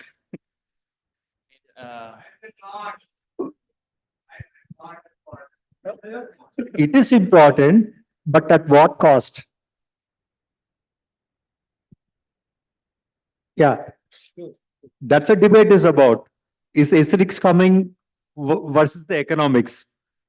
So who's going to work for what? Or is it juxtaposing both of them? We have to balance both of them. That's right.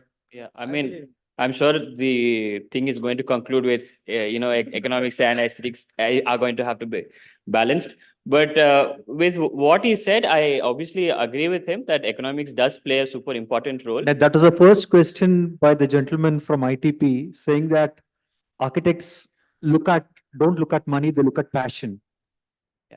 Yeah. So there is obviously that thing, which drives us. Sujit, what do you say for it? Passion drives you, money drives you. Both. Passion for money. Both drives me. Money with passion and passion with the money. Would say money fuels passion. Money fuels passion. Wow. I really appreciate you for being honest. What do you say, Nishant? Yeah, I mean, otherwise, clients don't pay you. So they would be like, you have. Anyway, we are not getting paid. So. So yeah, definitely, I agree with them. Obviously, money does fuel passion. At least that's what we have to tell our clients. So, in principle, we are agreeing with Priyanka. Yeah. I mean, I was recently talking about something like this. So, if you know the Louis Kahn, right? So, some of the great masters did really sacrifice their lives to create this really great architecture. Like, did they make money? Yeah, I mean, there was money was not really driving his passion. That's what I'm saying. Like, he was trying to create something of super importance to the Bangladeshi people, and he ended up, spending a lot of time in that country. Sujit, what do you say? Which is very admirable, but in today's time, probably that kind of sacrifice the time plays a is factor. difficult to do. Yeah. So, in the current scenario, it's the other way around. So, there are no masters anymore. There's no Sujit master is going to be creating something like Louis Kahn in the future. If I get a client, I will do that. No, it's not a question of client. It's a question of passion, which you are talking about. I am ready for the passion, but who's going to build that? There'll be people to build it. That's what I need a person for that. So the client or the stakeholders, who is it? I'm ready to do for my passion, I'm ready to do it. But there has to be somebody to take it. But no revenue. It's fine for a project, one or two projects. I can do that for, we all do. When we start a firm, where do we get paid? You do, your uncles and aunts are all getting free of designs. Now, let them not be online or hearing him. It's going to get him some controversy. What is it? That's a fact, actually. I believe that we are too young to become so famous. So we should be developing some iconic structures or some design theories. So to get such a clientele, like being Louis Icon or Charles Correa, they found their prime time during the 50s. So we are very young to, no, not true. Not true. Not most true. I would disagree with you totally, 100%. My mentor, Guru, Daniel Lepskant, whom I think everybody knows him, he got famous after 55 years. He has done 100+ commissions in that time. After 55, he won a Pritzker also. But he has served for 25 years. He's put in that hard work to get the award. That's the passion. That's what I'm saying. Did he make money? You're saying money. Now he is making it. That's fine. If you survive for such long. Yeah. I mean, he should have even married now. Let's not talk about survival. He should have made money, to be honest, right? He should have made money. But coming back to, aesthetics versus economics, I don't know if we are running out of time. Are we? Yeah, we are. Okay. So if we are, then probably I would say to all sorts of budgets, architects always have a responsibility to create aesthetic projects at the end. It doesn't really depend on the economics. So if you see the best architectures, even if they're built in sort of rural areas with simple, handmade structures by they're always end up being beautiful. And it really doesn't depend on the economics of it, because I think architects have that creativity, and that is really our role in the society, right? That's a very good, very apt answer. I really appreciate you for giving that kind of an answer. You can do buildings with where the structures economically yet good. You have materials, not luxury doesn't mean you have to put rich materials. You have, example, all Indian made stones. It is not definitely you have to put an Italian stone to show that luxury. You have beautiful materials in India also. Yeah, that's right. So that can be defined, like Nishant said, the materiality has to be researched in a way where the beauty can be brought about in an economical. That's right. So I would like to switch on because I think it's getting in a different tangent. The practice of architecture skillfully navigates a fine line that distinguishes art from business, aesthetics from economics. What's your take on that? Yeah, I'll repeat it. The practice of architecture skillfully navigates the fine line that distinguishes art from business. Art from business. So it's taken, point noted, aesthetics from economics. Right. It's a quite a tricky question. Please take. It is. So I guess really good architects also make the business of architecture into an art form, because the business of architecture is not just to make a good building, because then nobody will know you. So it's also to make a good building, to also communicate the fact that you make a good building in a certain way, and obviously to the client to say that, we would do it at the cost, probably something that lesser than what he would like to incur. And this is all probably, tying into the question. I don't know if I've answered it or commented. Can you cite some examples? Anyone? Anything is coming to your mind?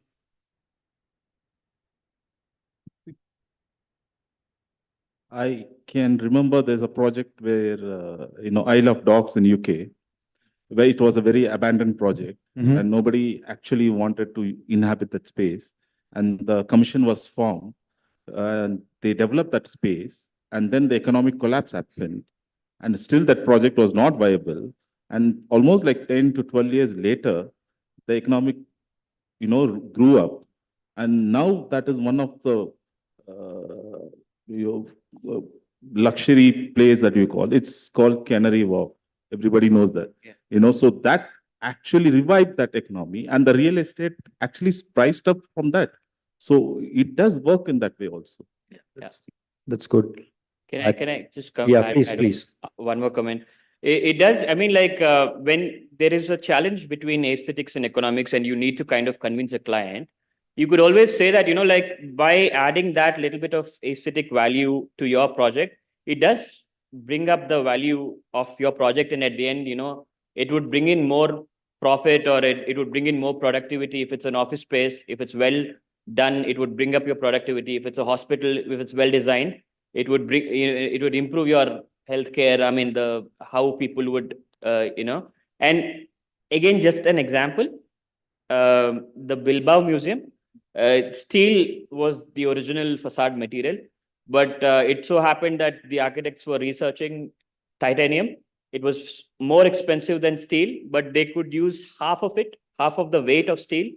And also simultaneously, I think the titanium price went down below steel momentarily, and then they immediately bought that titanium and used it for the project. So this is all, architects working with the economics.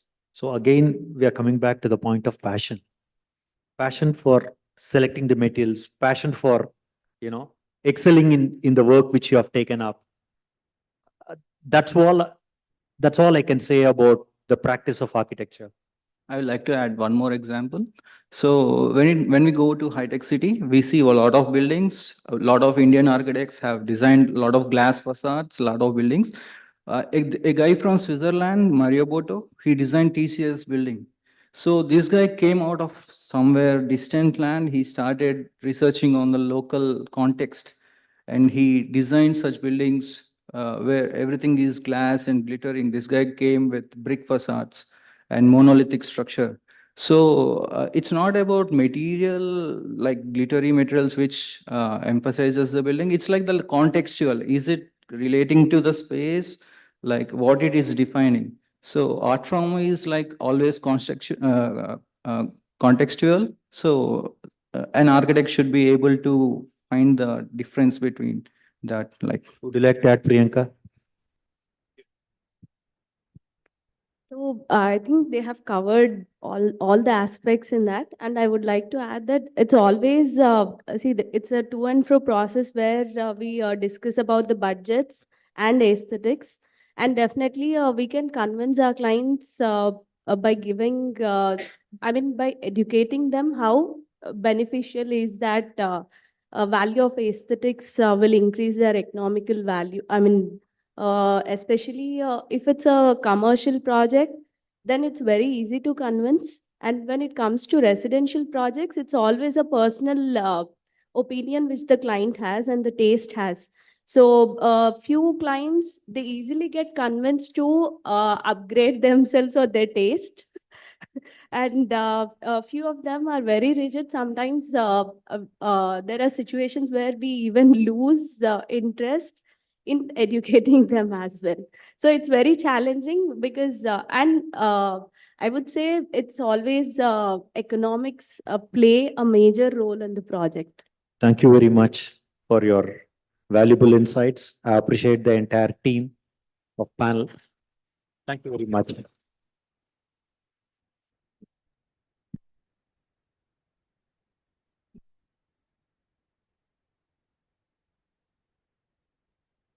Thank you so much, everyone.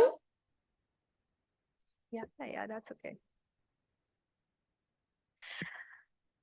I request everyone to stay back for a group picture and felicitation.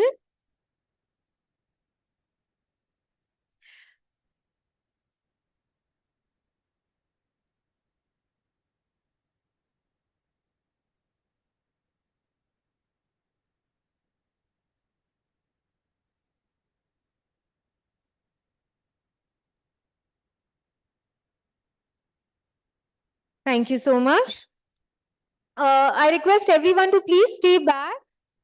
All the panelists, kindly stay back for felicitation. Okay. I request Mr. Sunil K, Sub-Zonal Director of Dormakaba, and Mr. Radhakrishnan, Regional Sales Manager, MRF Vapocure Paints, to kindly come on stage and felicitate our dear panelists. I request all the speakers to please come back on stage. Thank you.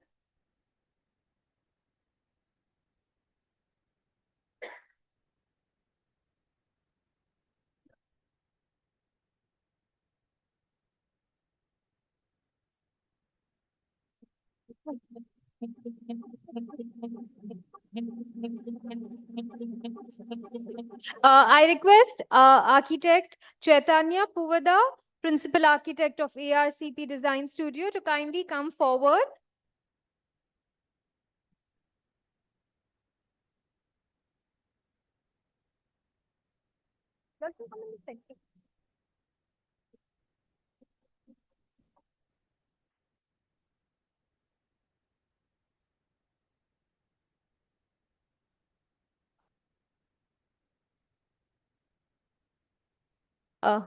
Next, I request architect Nishan P, founder and principal architect of Morphemy Architects.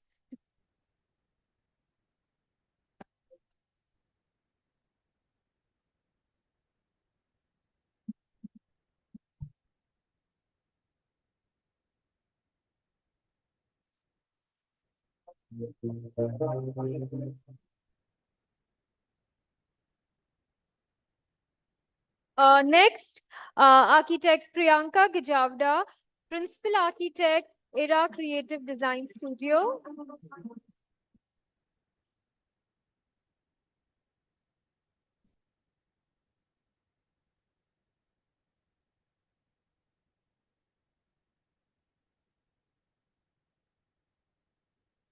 Next, we have architect Sajid Kumar, design principal 360 Life Design Studio International.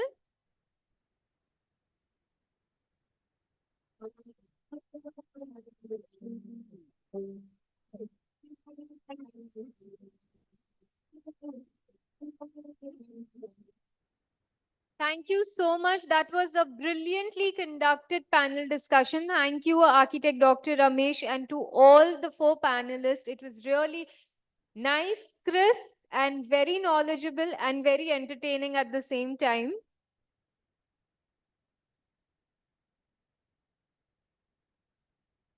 And thank you, everyone, for being a very patient audience. And as we have now reached the final presentation of the evening, let us have a look at the incredible services of Dorma Kaaba. Can we please have the AV? Barrier-free access solutions from Dorma Kaaba. A barrier-free world for everyone. Coping with everyday life isn't always easy, especially if barriers are placed in our way. And we mean that literally. Many people experience that almost on a daily basis. For children, seniors, or people with physical limitations, doors are often the enemy. Getting through them often requires a lot of time, energy, and effort. Barrier-free design is essential for a person's independence and freedom, and now also legally required.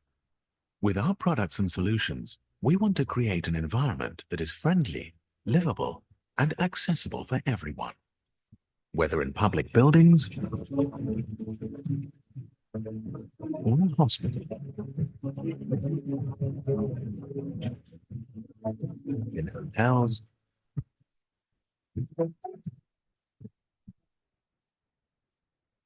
in offices,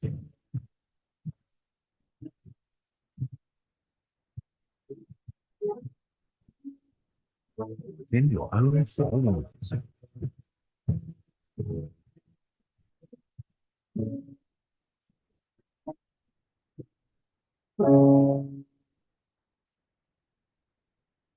A barrier-free world for everyone.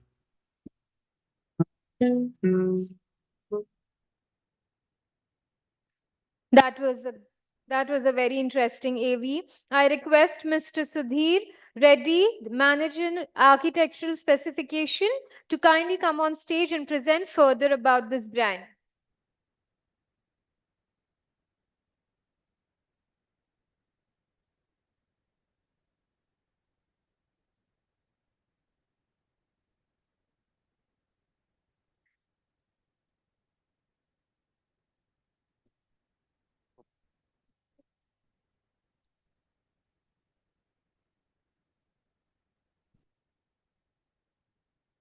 A very good evening to all. I would like to thank Mr. Indrajit and entire ITP media team for organizing such a brilliant session to bring us all together here for this great evening. So, to start with my presentation, we Doma Kaaba, I presume most of you are aware of our brand. If not, by somehow you might have by now touch and feel our product somewhere, some or the other premises which you walk in. So here we start with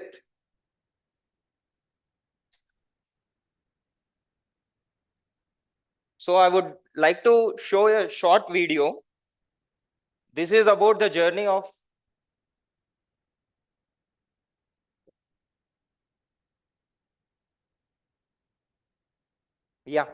So this is a short video which shows two passionate companies coming forward and emerging as a business leaders, which is Doma and Kaba. It's a German and Swiss collab which happened. So these small short video shows on how Doma is emerging. It started with hinges, door closures, whereas Kaba, it started with the key systems. This is the year where Doma entered into door closures. So moving on, Kaba, it started with pin-based lock systems. So this is the year where Doma entered into automatic systems and then into glass fittings. So this is the year where Doma has set up its own production facility for producing door closures in Singapore.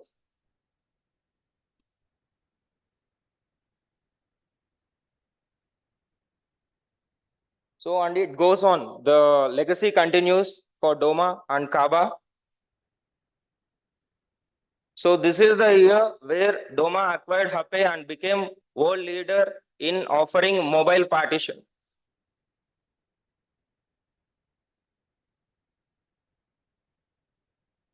So next is the iconic year, I would say 2015, where Doma and Kaba merged globally, and with a great entity, we offering solutions to the end clients. So, and we have expertise of 150 years in this industry, and we are still offering solutions. So this is the video about the Doma Kaba merger, and now we are Doma Kaba. So moving further, so this is the journey of Doma Kaba as both two entities now at single roof offering complete solutions to the clients. So we are a family of 1,600 employees with presence in 130 country, and I would say we have 1,800 patented designs. It's not just the number what I'm talking. It's the lot of R&D which happened beyond these numbers. It's lot of value engineering happened. It happened with the discussions with the industry experts, the architects, designers, and the specifiers. We took their inputs in giving this patented designs to the society. So we Doma Kaba are inclined towards quality management, green building systems, even health and safety matters to our company. So we are accredited with all these certifications, and we follow. We just not set rules, we follow the rules, and we gel with the society. So coming to the performance, we have solutions which compliance for national and international standards. You name any product, like any standards, you talk on European standards, you talk on American standards. We have products in compliance with these standards, and we are accredited with all sort of certifications, including EPD, Energy Environmental Product Declaration certificates.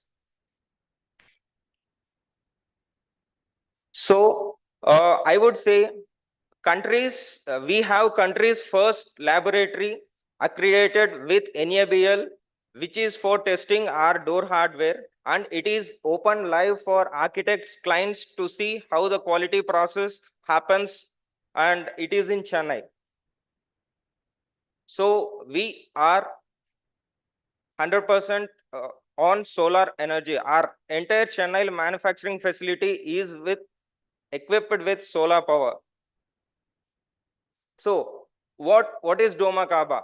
What we offer, what we give as a package to you, like you say any opening in your premises or any door, we have solutions, we have hardware fittings for that. We make your access easy for your premises, and we have a focused vision, and we are inclined towards safe, secure, and sustainable world. It happens only through concepts. We work on concepts. It's not just a product that is entered into a project or we give a product solution. We work on concepts. We give solutions. As architectural specifications, we sit with architects, we take their inputs, we involve with designers in the very initial stage of the projects, and we make sure right solution, right product goes into the project. That is how we stand out from others. And I can say we have a set of GI certified specifiers who help thoroughly in this continuous process. So this is our wide range of product portfolio. To start with, entrance systems, like coming to entrance automatic doors, your curved sliding doors, your revolving doors, whatnot. We have solutions in this entrance. Trust me, like the most of the airports which you might have entered till now might be welcomed by our Doma Kaba operating systems. So that I can say proudly.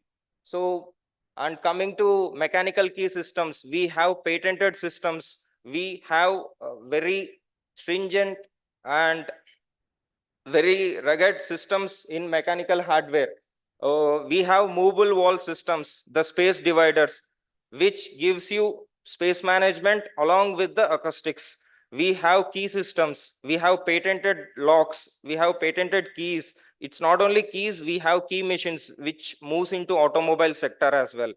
We have many other applications like internal glass systems, the glass systems which have the cabin partitions, what I can say.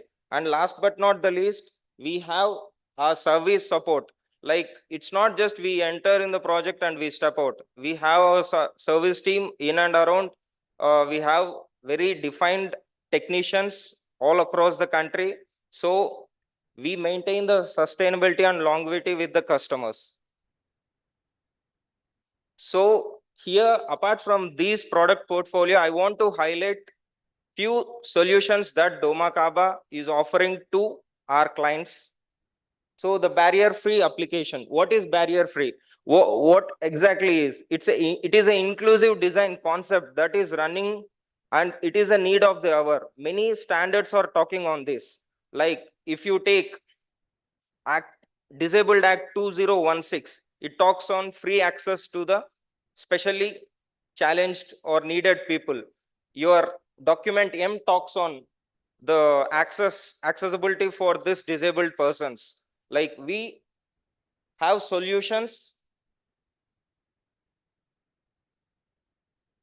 See, this is the drafted. It's not like Domakaba is saying to have this barrier. It is the draft which we got it from the National Building Code Systems. Like, it says any door operated by a disabled person should be less than 20 newtons. The opening force should be less than 20 newtons. We have door closures. We have door closures which runs on cam action technology, which falls in this parameters. So this is what it's showing. I mean, like the Building Act. So all the door closures should be in line with this guidelines. So it's not only the door closures, we have entrance systems, we have barriers, we have gates, your access gates for your premises. All falls under this barrier-free applications. So moving to mechanical key systems, it's a patented key. We have certain high secure cylinders. See, the down chart shows you one key can access your entire premises. Like, we run on one home, one key concept.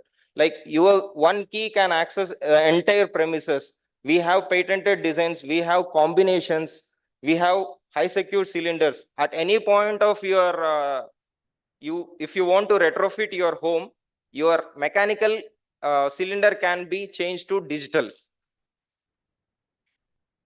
So this is a beautiful system which Domakaba offers, which is Altera, the modular partitions for your workplaces. So this product has a wide range. Like, we have different profiles. Like, you opt for single glaze, you have double glaze, and your sleek systems. And these product has a stability tested, and it falls under EPD certification, and it has acoustic certification as well. So we do challenging systems, we do Brooklyn concepts as shown in the images, we do curved designs for your office spaces. So here are few snapshots for your reference.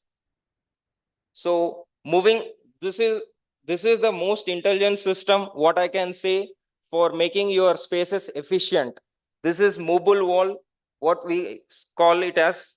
So it comes with both solid and glass options, and it has functionalities like automatic, semi-automatic, and manual functions. And this system will give you acoustic property up to 59 dB. And the beauty of this system is the complete system is top hung. All your rollers, all your tracks will be in line with your ceiling. And this is one more niche, very premium product offered by Domakaba, which we call it as Skyfold. The previous system which you saw was a horizontal sliding folding, Whereas this system is a vertical sliding folding which goes into the roof and it gives you 100% space management, including acoustic properties. It is, we are, I can proudly say we are the one and only who can offer this solution. So digital door locks. This is a beautiful design for your residences, for your premises or villas or bungalows. It is loaded with features. You have combination of fingerprint. You have a combination of RFID system. You have a thumb impression. You can have a dual authentication as well.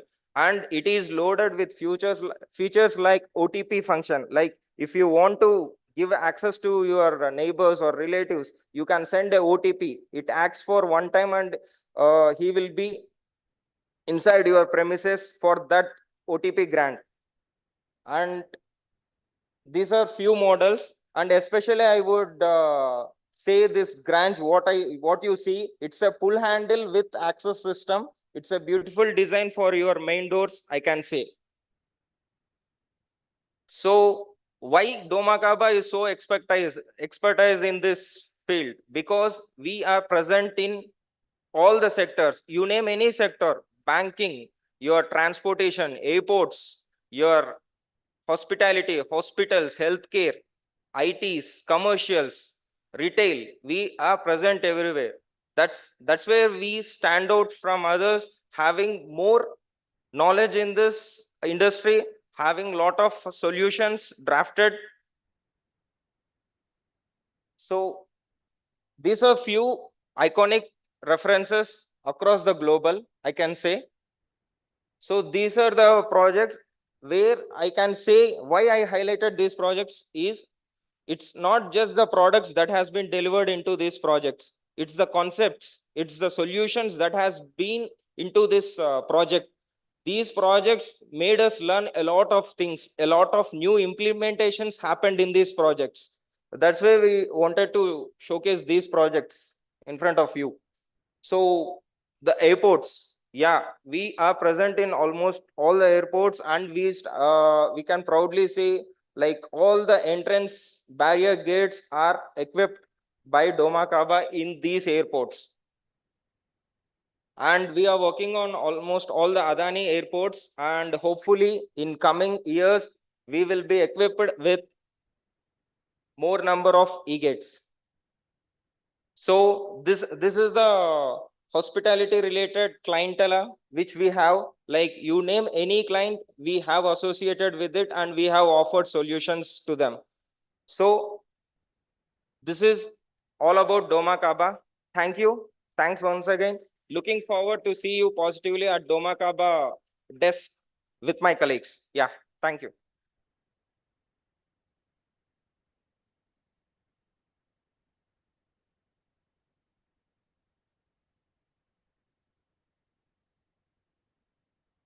Thank you so much, Mr. Sudhir. That was a very captivating presentation, and definitely we would want everyone to go post the panel discussions and check out the beautiful stalls and display of our beautiful partnering brands. And before we move on to our final session, I request the hotel team to kindly prepare the stage.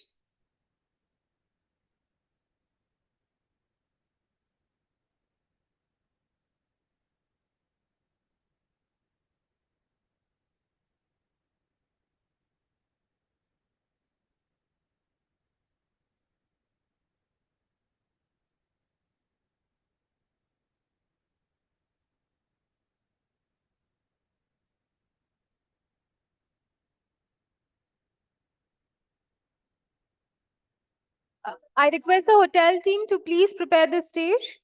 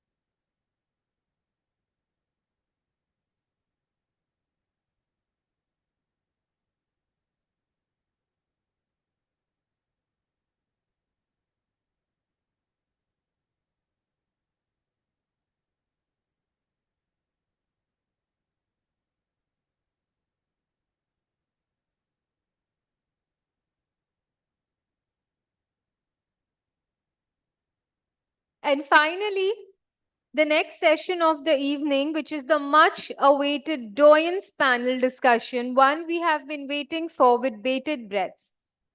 And to commence the Doyen panel discussion, everyone please welcome yet again our dear curator and moderator for the evening, architect Dr. Ramesh. Sir, can we please have you back on stage?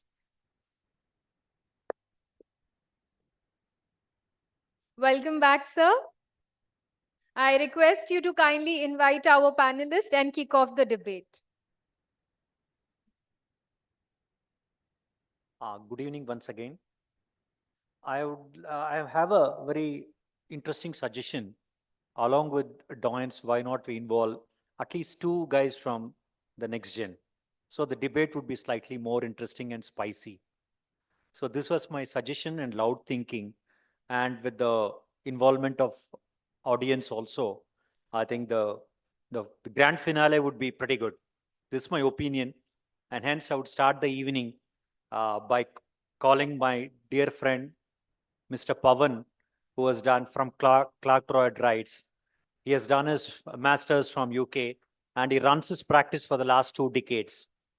And next, I would like to call Navita Singhal. She's from Academy of Architecture from Bombay and she's been practicing for more than 2 decades in Hyderabad. Next, I would like to invite architect Sridhar, principal architect at Concept Context Consultants, and he's an alumni of Andhra University, and then he's been practicing more than 2 decades. Good evening.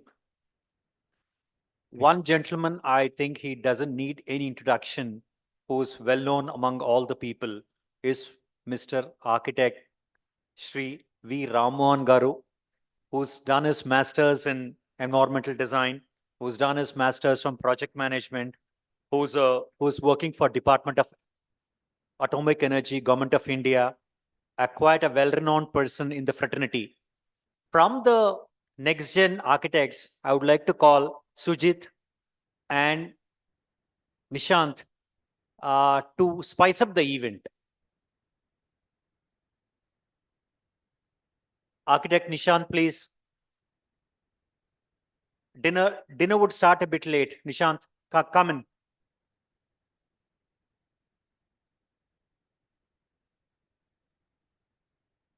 Sujit, please. You want to? You guys are squeezed in between the Doyens. Come, Nishant. Don't get worried. Come.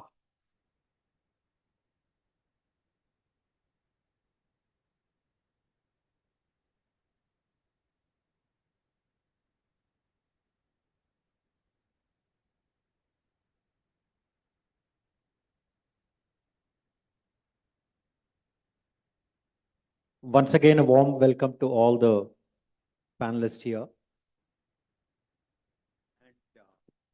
People have been practicing here, the doyens, for more than 2 decades here, so including me.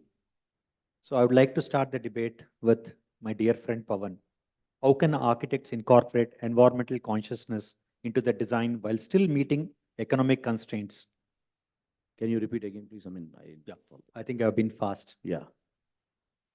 I would get into a simple, small debate. Discuss the challenges architects face when trying to create designs that are both aesthetically pleasing and financially sound, and how they navigate these challenges to achieve a balanced outcome. Okay, see, we've been speaking so much of design, architecture, and all that. So let us come to the point straight, as you mentioned. A very simple example. I think it has to be a balanced one. It's aesthetics and economics versus economics. We never even thought they have to be together. Worst experiences, good experiences, bad experience taught us only one thing, that we have to balance both. Okay, so if you want to cite an example, I'll tell you, it's very clear. Please, please. So we started off with a project way 15 years back, a huge project, wherein we are given a free hand to do the best of the design, and money still was a constraint, but we never really thought about it. The client was happy with whatever we presented, and we started building. It went on for 2 years, and he's totally out of money. Okay, massive, 18 crores. We were given 10 CR. We exceeded all the way till 18 CR. Okay, so then after that, yeah, continuously 2 years I had good work, because that was the talk of the town project for a few years. I managed to get good works, but after that, my no rich man started calling me. Okay, because I was overshooting and on budgets everywhere. I thought I was like a cowboy shooting wherever I go, I was using materials, using all the design styles possible and doing everything. Work was good, all appreciated everywhere, but money-wise, going overshoot. So then I learned, that's a bad experience. That's when I learned. One of them asked me to leave the project, and then he got another younger chap to come and do the work. That's when we learned to balance. From there, it's always the learning stage, balance, and finally made it. Now we're doing good, all balancing. That's Anybody very has, good, actually. anybody has a problem with finances, come to me, I'll explain. Oh, that's pretty good. That's a good advice for all the people here. Can you add, Navita? Basically, design and aesthetics and economics have to be balanced, and we've been working on that principle right from day one. So after my first initial brief and sitting with the client, my next question is, okay, tell me your budget, because I will decide the material spec based on your budget line. Then are we not compromising on the design? No, or the not aesthetics? really, because design aesthetics is not just about the material spec, it's about the look and feel of the entire space. So I don't compromise on my planning or my spatial planning, but the material can be varied to be accommodated by the budget constraints. What do you say, Sridhar garu, about this? Would you like to add something? Aesthetics in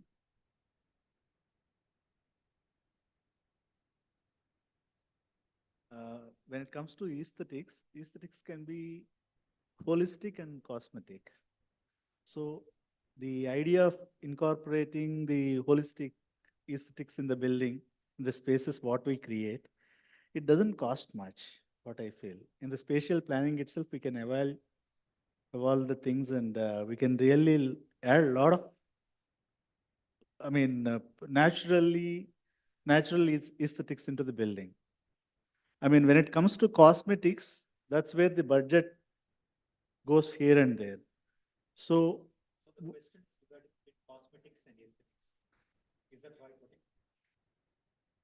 So the question now is cosmetics versus aesthetics, is it? when we talk about the materials, it's going to be which can enhance the natural elements is something. That's one thing. When it comes to the superficial, whatever is visible and those cosmetic changes which are going to add up to the budget, there is no control. One will have to control themselves to control on the, to have a control on the project. like Pavan Garu said, it's a balance between aesthetics and economics. So one will have to understand what is that they're looking for. So that has to be defined by themselves, by the client or the architect has to guide them to how to go about it.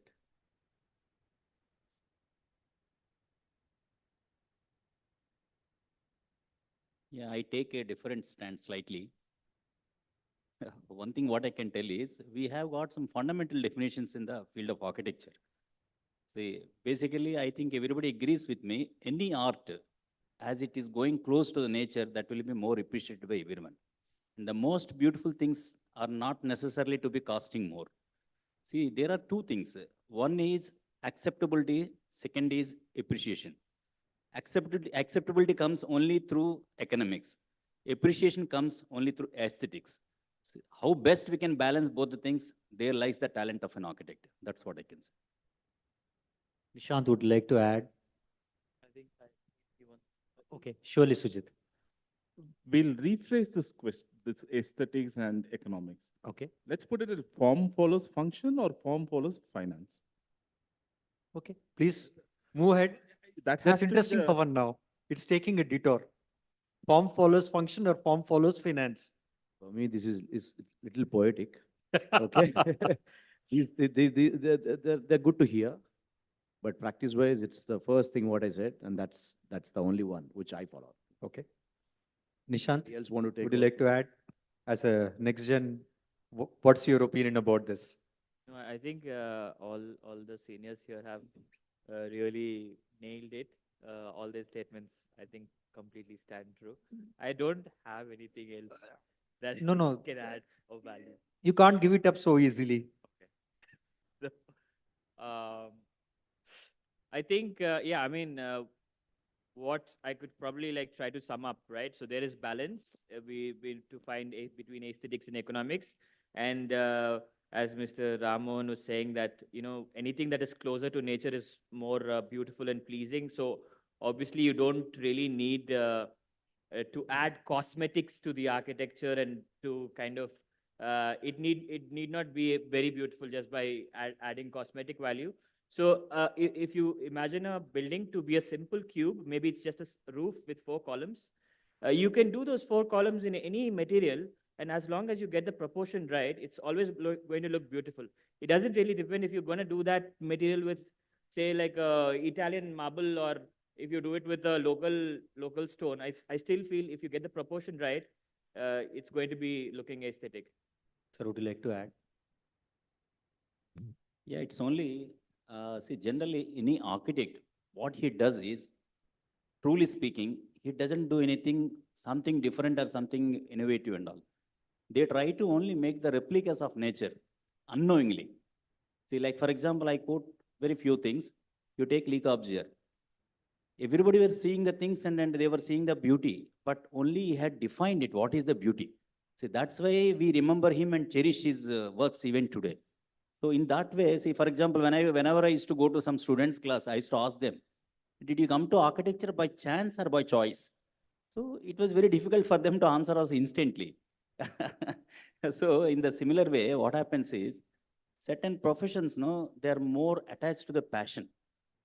Unless you have passion, you can't come out of it. Like, for example, architecture, you can get into it maybe easy. I mean, easily you can get into it compared to maybe some other disciplines. That is a fact of life. But only thing is getting out of it. That means either the success or maybe leaving it at one time, it's very difficult. That's where, as we have studied the history, many guys, they stick to it until their life ends. See, that's what we were just referring. No, people got success at 55, 60, 65 and all. It's true, because as you are getting more matured and you are getting more exposed to the things, so you would be loving to do something different, because it's endless passion. So once you're successful, automatically money follows. But only thing is that when it happens, you have to wait for that time. Sridhar Garu, would you like to add? I will definitely agree with the consistently working for a long time. That will definitely bring a lot of success. I will definitely agree with that. I just want to understand how many 55, 60 plus millionaire architects we have in this world.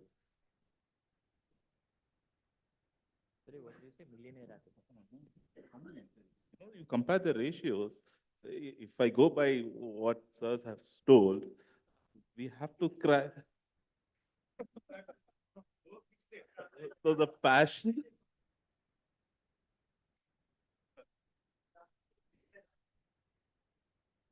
I think you don't become rich overnight, that's for sure. Neither your work, you have to start small, become big, but that's a lot of work to do in the future. And even an extreme end of talent, extreme end of doing beautiful designs will not fetch you immediate work. You will have to finish the projects.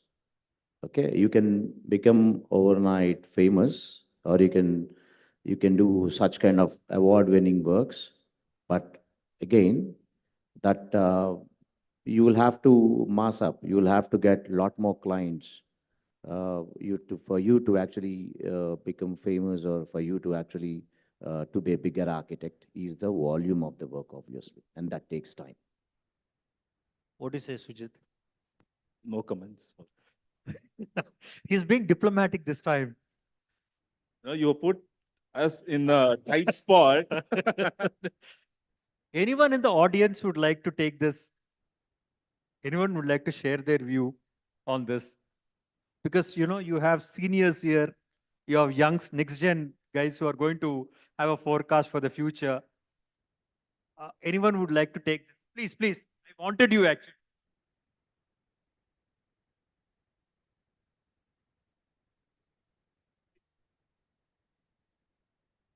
Yeah. I have a different scenario over here explaining about the architecture and cost. Okay. Economies is secondary. First is aesthetics and design. If you see any design, whichever is there, can be underplayed with cost. For example, if I have to take an example, a granite piece, a material, if the architect has demonstrated that it looks good, the same thing I can get it through GFRC and painting it to the need of the granite. So the look and feel should be there. That is where the architect's reality comes out. But the cost aspect can be taken next. What we are doing, I am a developer side. I am from a developer side. Okay. I didn't know that. Okay. I represent my home constructions. Fine. Good. So here, if I have to say, we are coming up with My economics is gone now. No.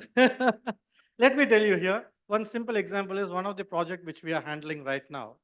The architect has come out with a fantastic design. The exterior looks good, aesthetically pleasing.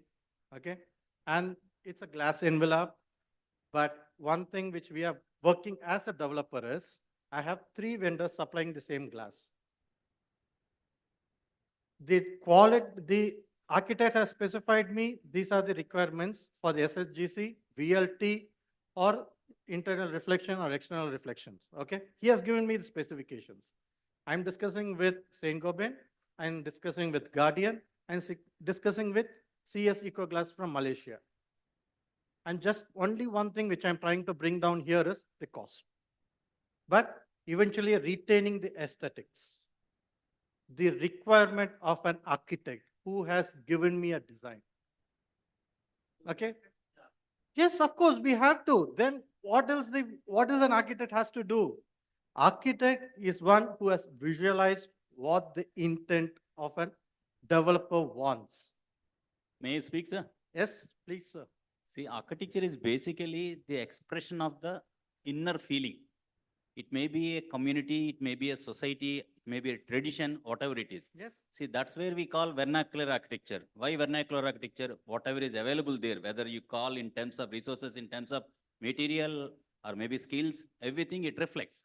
So similarly, as you're telling, see, beauty, as I was telling you earlier also, beauty need not be measured only by the richness. See, for example, you give one rose to someone, you can make them happy. Only thing is architecture, no, you have to curate your skill in such a way that you have to put the right type, right type of things, items at the right place. Exactly. That is what I meant to say here. Architecture should not be let down for economics. Economics can be worked out if you put extra effort, but eventually the intent of an architect has to be kept intact. That's what I'm telling, sir. See, economies or economics, no, they cannot stop the aesthetical designing. That's what strongly I believe. So because see, you can achieve the aesthetics within the budget, because ultimately, see, nobody can afford to lose the client. See, when your client comes to you, you have to play within the domain what he gives to you. He cannot go out of the boundary. So maybe see somebody who is very successful at a later stage, he can drag the client to stitch the funds, but otherwise, so if to be more successful and to be more pleasing to the client, you have to play within the boundary what is given to you. So that is where definitely you can achieve it. Then you can tell him the constraints. You see, if you want something beyond, this is the problem. Sorry, I'm making it a little bit longer over here. The one more thing which I just want to add is when a designer designs and presents, the developer or a client first buys his design or inspiration, not the cost. I pay him for the design which he is going to do. I never ask him how much the overall budget is going to be at the first instance. Okay, I pay him a fee, an architect fee, not for the construction of the building or the final finish. That can be done eventually. It's a great thing to hear from you. I want more and more people like you to. No, sir, we are actually doing really absolutely wonderful thing to hear from you. Actually, we are doing right now. Actually, we are doing this. And you can come to my home group. We even have our own material lab where we have different specs of materials available in our home hub. Okay, So we do analysis. I'm sure during the networking time, I mean, there will be so many honeybees around you. So, Nishant, would you like to add? I think I'd like to change the conversation away from the thing. But I mean, I'm just going to speak probably completely on the economics point of view. Sometimes when you have to make something out of this world, definitely economics, you have to put it at the, rear side. Like, for example, if you like the Baha'i temple in Delhi, first the design would come. It would obviously cost a bomb. And then obviously there would have to be some value engineering done to bring it down to the economics, work out the economics. But any structure that you would see that would probably become iconic, I'm sure was completely out of budget at that point of time for that place. Like take the Sydney Opera House or Taj Mahal or whatever it is, right? If you have to make probably, I mean, contextually speaking, for the regular architecture, probably yes, we can balance it. But if you probably have to make something outstanding, then definitely you have to look at it from a very different point of view. To add, Pawan Garu. Can you change the question maybe? It's just that we've been talking of the same thing again and again, just that it's. I'll change the question. Yeah, question. Yeah, I can see the set of papers have too many questions. Too many questions I have, is it? Yeah. See, my questions are quite generic now. Yeah. I will not make it more into economics because economics is one thing which is taking away from the core architecture. So I would like to drift the question slightly towards sustainability. There was one person who was talking about less economy, other person is talking about more economy. I'm talking about bigger builders there. So let us get it diverted from that first. How can the architectural community foster innovation that addresses the need of both artistic expression and the bottom line in ever evolving society? Repeat again, please. How can the architectural community foster innovation that addresses the needs of both artistic expression and the bottom line is an ever evolving society?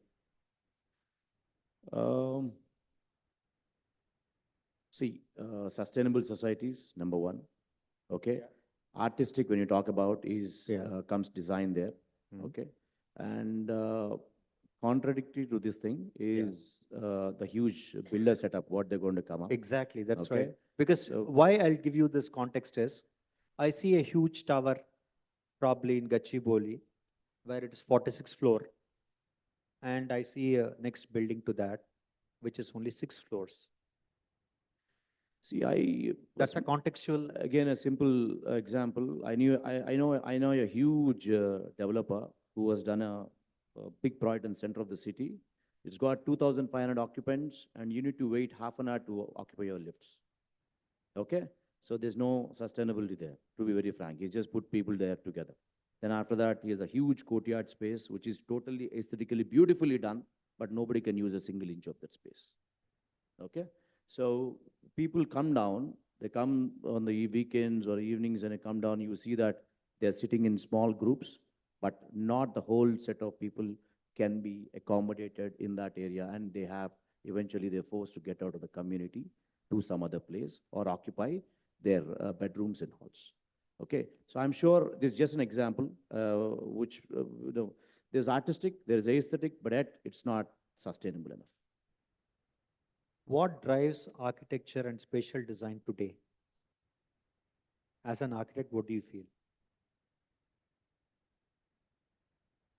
What drives architecture and spatial design today? Is it based on the market demand? Is it based on geography, technology, sustainability, user-centric design?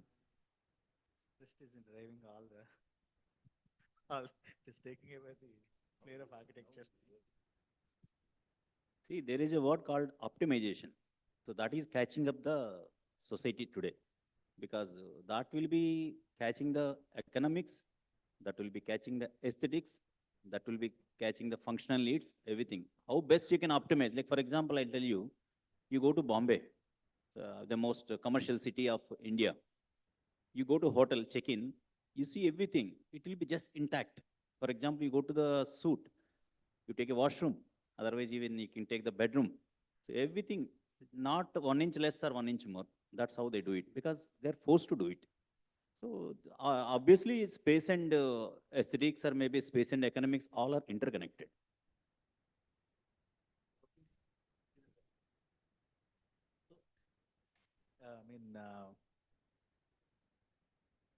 The requirements are changing day by day.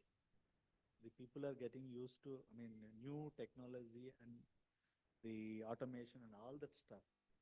They're trying to incorporate all these things into the basic architecture. So they want to add on automation to all the basic things. So that's why, in a way, they're complicating the basic simple living. So I would. Sir, you mentioned sustainability. Technology. No, I'll come to sustainability first. I'm technologically sustainable person. I come to the sustainable. Sustainability is more of a fashion term nowadays. Everything and anything is sustainable now. You have sustainable table, sustainable glass, even there's a sustainable coffee also nowadays. Now, the point is, who defines sustainability? What is the definition of sustainability? Sustainability is coined, the term is coined by Brundtland Commission or report in 1987, which is as old as me, which states the ability to meet the needs of the present without compromising the needs of the future. Correct. Now, who defines the needs? The need of the present and the need of the future is too varied. So I hope the developer is not here. Okay. My point is, if don't worry, he'll come back. No, if a building is coming up in Gachibowli and there are other developments, if that person is saying it's platinum certified, IGBC certified gold, obviously all the developments around is going to go for an IGBC certified platinum. It's become a marketing trend. I'll come to that, sir. Now, the point which worries me is how many developers really want it for sustainability? Because any green consultant, you ask them, Every developer goes for the minimum point. Now, if you cross 80, you're platinum certified. Where is the Everybody developer is here? targeting that. No builder, I hope I don't have Mel here. No builder is going to try for 100%. He wants to qualify that minimum point. He's still there. He's there. He's just there. Forget me. He's, he's putting his guns ready against you. He supports me, correct? Technology should support the working I hope system. you get Should the not maximum point complicate. in lead. Great. And now I forced you to make it. So what I feel is technology is there and it is going to keep on developing and innovating. So the sooner we learn to imbibe it into our everyday dealings, it's better. So it is the future. You have to integrate it into our lives. So design today has to be user-centric, sustainable, and technology-friendly is what I feel. What do you say, Pawan? So the How other much day we had a importance, discussion. how much weightage you want to give for technology? Technology, that's the future. Done. See, just 3-4 days we had a discussion on the, I mean, one So of the. all the audience are agreeing that technology is the future? Different opinion? Everyone is agreeing that technology is the future?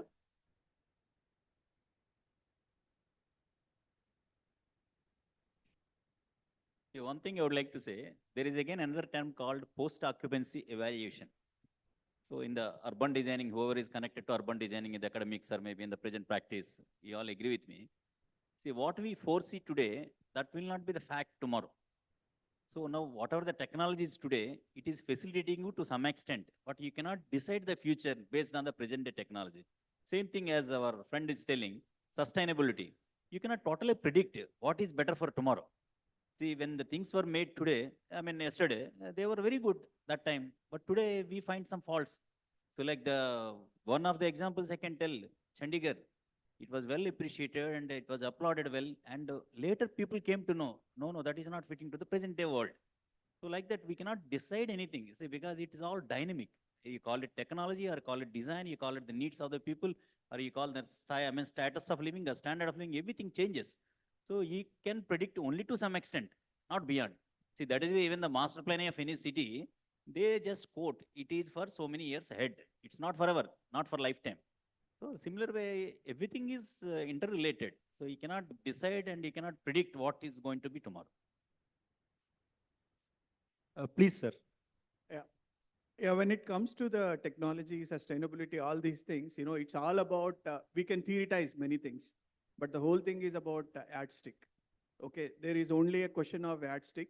So there is a lead, there is IGBC and many other things. It's only yardstick. You can theorize, you can say deny, you can do all that, but it's all about, how do we see, I can completely deny everything and I can say, mine is sustainable. I don't need to go through rating. But it's all about how do we average it? It's not for exceptionals. Any grading or any rating is not for exceptionals. This is for average things. Okay, basically we are trying to look at, at average, energy efficient or average sustainable, or, that's the kind of thing I mean, I would say we can't deny everything or that's not the best also. So there is one relation between the sustainability and the technology. Like for example, I tell, see, as most of us architects, we studied architecture, we know what were the prime materials, then again, how the emergence of new materials come into the field of architecture. See, when in the olden days, they were depending mostly on few materials like soil, timber, that is trees, and whatever it is, connected elements, water and all. See, now over the period, technology helped us in such a way that we have got so many substitutes for timber now. I think all of you agree with me because see, maybe in terms of roofing, in terms of maybe doors, in terms of furniture, everything. See, that is how maybe technology is helping us towards a sustainable nature. So that way we have to be thankful to the technology. And as an architect, it becomes our social responsibility to make use of the best technology to make our next further generations to be living happily close to the nature. Anyone would like to add to that? Talking about Chandigarh, sir, what sir was just mentioning about, I could actually say it's definitely not a practically a viable city. For the reason that is, there are a lot of issues there, as in, but the city is getting old. Probably with such great planning, what happened, which might not suit with the Indian type of society living. They probably should have added from now on to add up a little more technology based. It could be anything called a metro system. Talking about between the streets, a little of the train, battery operated vehicle systems. And then again, the general technology is anywhere there. The movement, the functionality can be betterly done. I mean, it can be done. And then there are very less of what you say is between the households, or the households need to attend to another place. The distance has to be cut down by whatever means possible.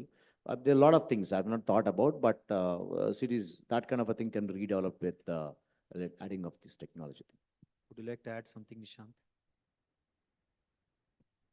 Sorry, I think everybody's just agreeing with each other, so I kind of lost track of what we were talking about. So one thing is sure that there is a change. And Right. change is something which we have to accept it gracefully. Yeah, It's yeah. inevitable. So we have to accept it gracefully. Yes, totally. So with the changing times, we also change.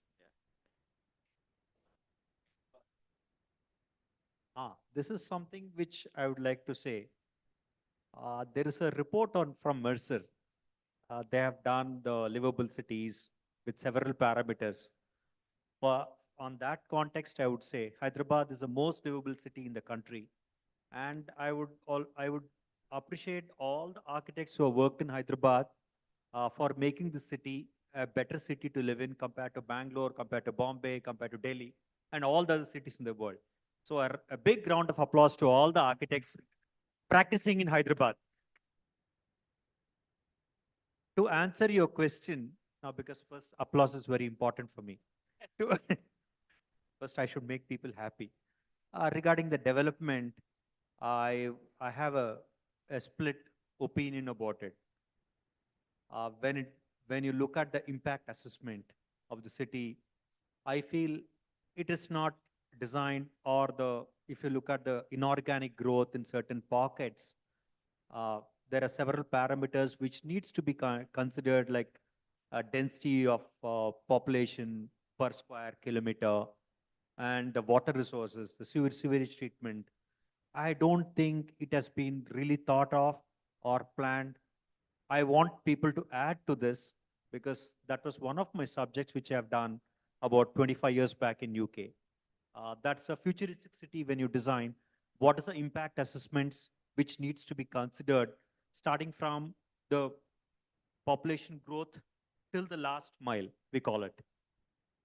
So every alternate vendor or a manufacturer whom I meet who wanted to venture into Hyderabad with his own product, I could say, which you want to sell here, he talks about Hyderabad being, the word they start using is wow for everything. Because the moment they start, they're driving from the airport all the way to the road, and they can see tall towers there. They see this huge development coming up. For them, business-wise, they think this is a city that's going to stand in front of us, viable. They can do 10 years of super business here. But as an architect, most of us also here know that we don't have even proper footpaths. As you mentioned about other things like proper greenery, the footpaths have a tree there, and then your underground drainage system is right below the footpaths or whatever it is and all that. But again, I want any of those. I'm sure we have people who have traveled internationally, who's come all the way here, spoke about the windows, and we have some the marble companies who speak about setting up their systems. I mean, but their marketing here. So any of them, what is it that you see the future with all this? I just told you, when you compare to the cities where you came from, how well you're going to sell the product, or what is your contribution towards the city other than that? Yeah, sure. If you're okay with that, or anybody from there, please. I request you to answer this question for us.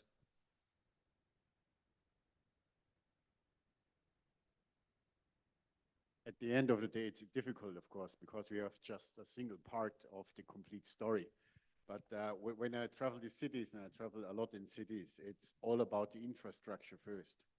I mean, how to get people around in and out of a city is crucial. And more or less, when you have this kind of floor plan made, then the design is something which has to be done.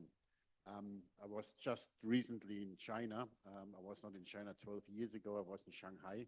And honestly, I was super surprised about a city which is so silent. The motor scooters are all electric. There's no motor driven anymore, and it's a pretty silent city.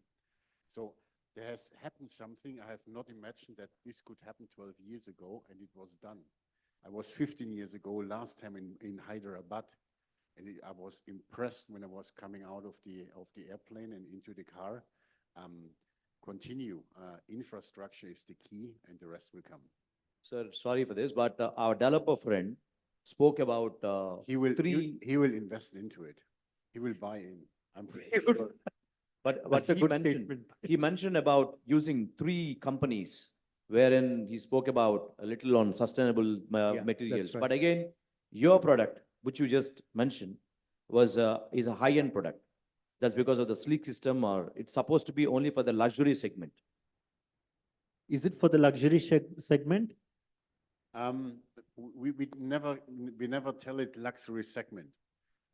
Luxury has, at least in Europe, a kind of, it smells that the people are just too rich, they just have too much money, and they make it like that. When luxury is meant that you can invest into something you appreciate in 30, 40 years from now, yes, then it's luxury. And this is how we want to see our product. When you have a product not for 10 years, not for 5 years, but for 30 or 40 years, proper working, then if you want to call it luxury, then it's luxury. I have minimum budget for my home, and I love your material, aesthetically beautiful. I want to use it. But how do I balance my budget again? The budget more or less is then the question. I mean, it all depends on what your real budget is. I mean, definitely there are several options to meet your budget. I mean, as you have said, what is a budget frame? And let's try to make the aesthetic looking alike. But there's a borderline at the end of the day, because there's definitely a kind of, when you manufacture by hand, it's different than you have a mass production. So maybe in this case, we cannot come together, but it's also fair and fine, because then you are satisfied within your budget what your aesthetics is. And another who wants to have more or less than the last quality solution lasting for the 30, 40 years from now, he has a different aspect, and for him it's fine as well. But would you be able to sell your product to your developer friend? I'm pretty sure. I'm pretty sure, because he's open-minded and he says he can balance when the design intent is in the right direction and more or less the quality and the aspect is also in the right direction. Let's see how we can come together. And he also mentioned he's going to listen to all the architects and respects them a lot. So as I'm going to propose a material to him, and I'm an engineer and always listen to the architects, because at the end something good is coming out of it. Okay. Your answer is pretty good. Thank you very much. Thank you. Pretty good. So I don't know. I think we should conclude the session. I think so. People are.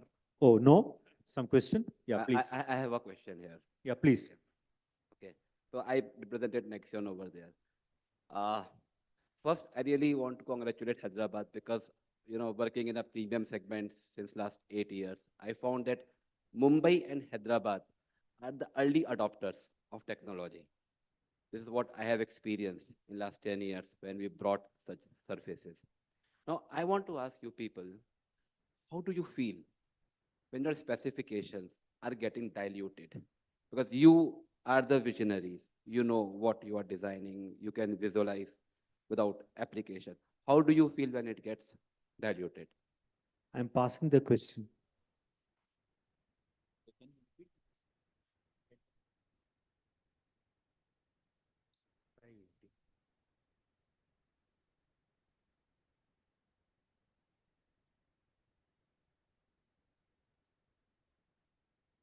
So I think most architects don't have a real problem as long as the intent is kind of satisfied.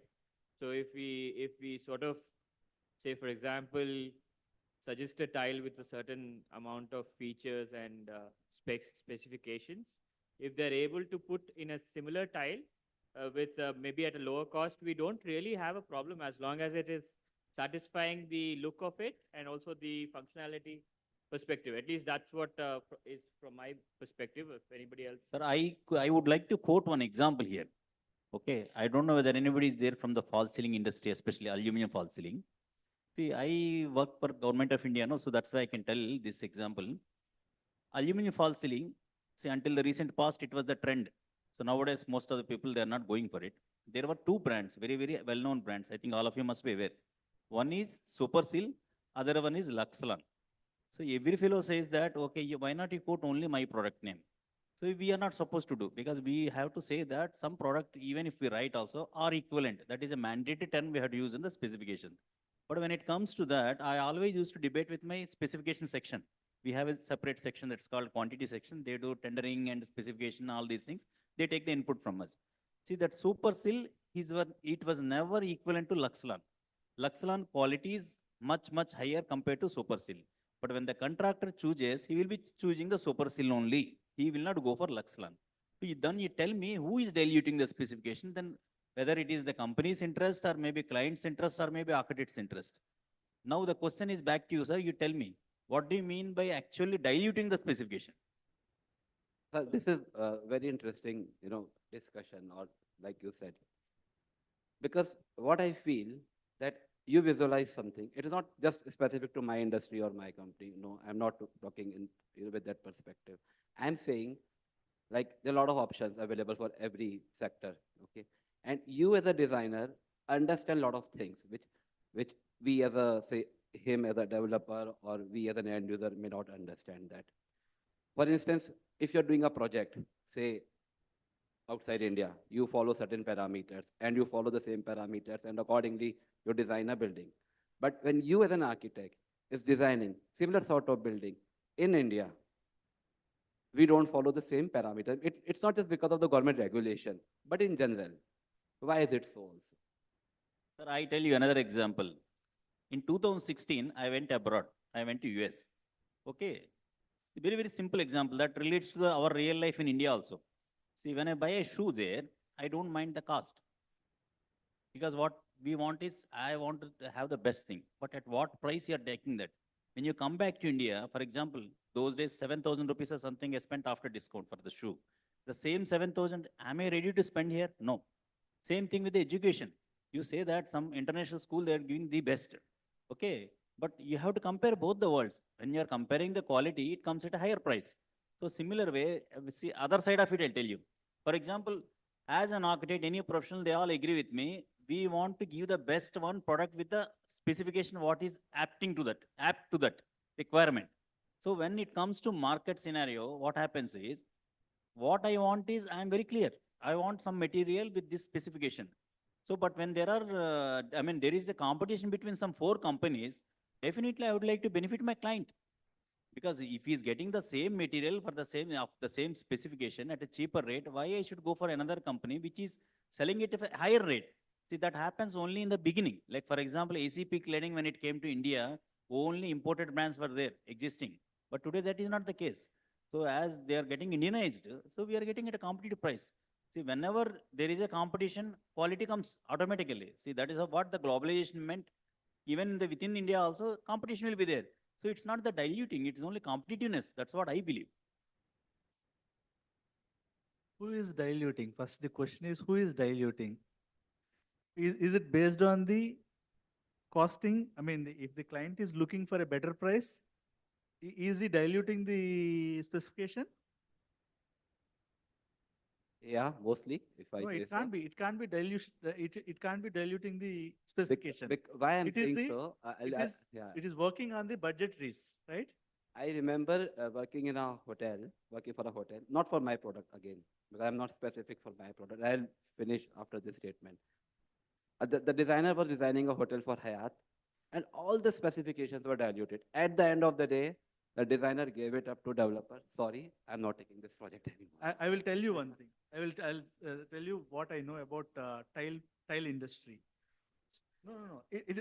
I'm just referring to the tile industry. I'm not talking about it. For example, like in Morbi, they will be producing the tiles and stamping different names on each and every, and the same, from the same factory, you will be producing different tile. I mean, different brands are coming out of the same factory. What is that? That's Morbi. In Morbi, even in China also, they have the similar kind of. That's what. But people are selling at different price. That's what they're trying to add on because of the brand value, right? So for that, we can't. Who is diluting that? I mean, if we suggest the same product, which has been produced in the from the same factory with the same specifications for a different value. I mean, just because of the brand, if it is being priced higher, I mean, it can't be called as a dilution, right? It's not diluting. I'm sorry, I'm being harsh because this has been happening in the market, and people are getting. I mean, sometimes consultants are getting blamed.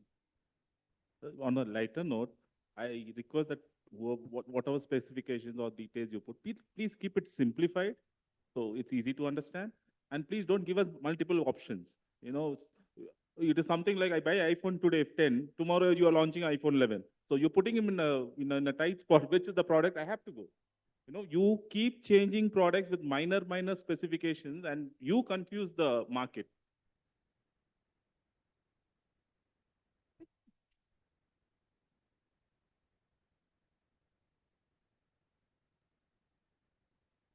I think the session is going on a very good note. Thank you very much, panelists. I think it is dinner time. So I would like to sum it up. Sorry, I'm correcting myself. It's drinks and dinner. As Pawan's told me to correct myself, I'm correcting myself. And the session is quite interesting. I think, hope everyone enjoyed it. And let me sum it up. That end of the day, all the fraternity here, we should be happy that we are doing a good job and to the best of our ability in whatever constraints we are. Passion always drives it further. And we as architects, though we may say money, everything, at the end of the day, you got to be happy with what work you're doing. That's what I have understood in little of my life. Thank you very much. Thank you so much, sir. I request all the panelists to please stay back for felicitation and a group picture. And before that, I'd like to thank our talented moderator, Dr. Ramesh. Thank you so much, sir, for putting this effort to bring in doyens and next gen together and giving us the most interesting and the most entertaining session ever.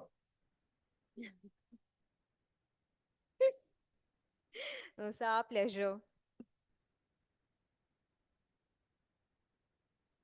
I now request Mr. Sagiraju Hariprasad Varma, Deputy Branch Manager from Duroply, Mr. Rahul and Mr. Gaurav Maheshwari from MCI Marble Center International to kindly come on stage and felicitate the panelists.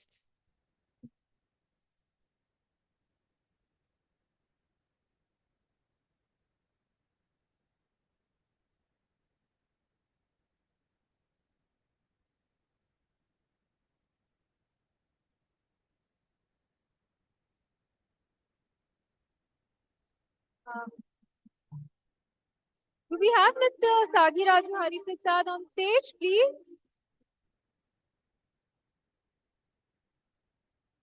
And Mr. Gaurav Maheshwari?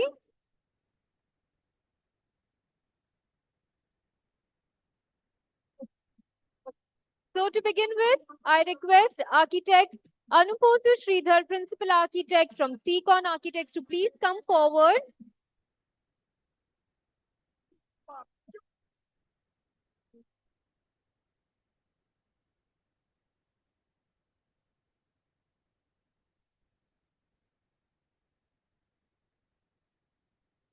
I request everyone to please be seated because we're not done yet. Architect Navita Singhal, Principal Architect from NS Associates.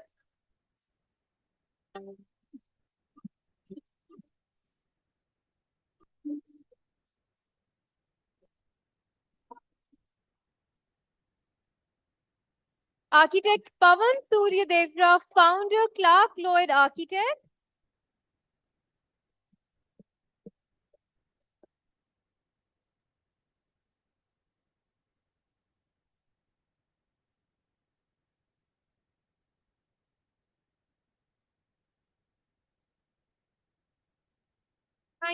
Thank you so much everyone for being a wonderful speaker and a wonderful audience. And also, before we wrap up, we have a very special AV by MCI Marble Center International. They have a spectacular collection of marble, and we'd like to display the last AV of the night.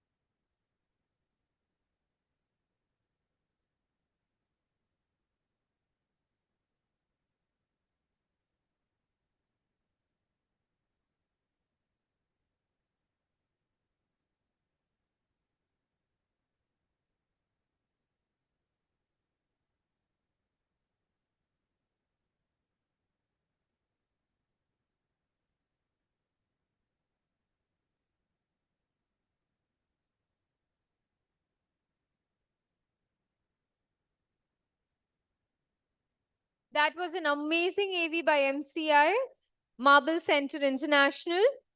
And with that, we wrap up the Design Debate Hyderabad edition. What a joy has it been. You have been an absolutely wonderful audience, and I thank each one of you for your patience. From me and the entire team of ITP Media, I'd like to thank our sponsors, title partner Signify, associate partner Aluk and Nexion, category partner MRF Vapacure Paints, Dorma Kaba and Marble Center International, HVAC partner Blue Star Indi and exhibit partner Duroply. Thank you all for your support. And of course, I'd like to thank our dear panelists, our esteemed guest, and our fantastic curator for taking time and making this evening a phenomenal success. It was truly a joy and entertaining to pick your brains. You've been a lovely audience, Hyderabad, and hope to see you soon.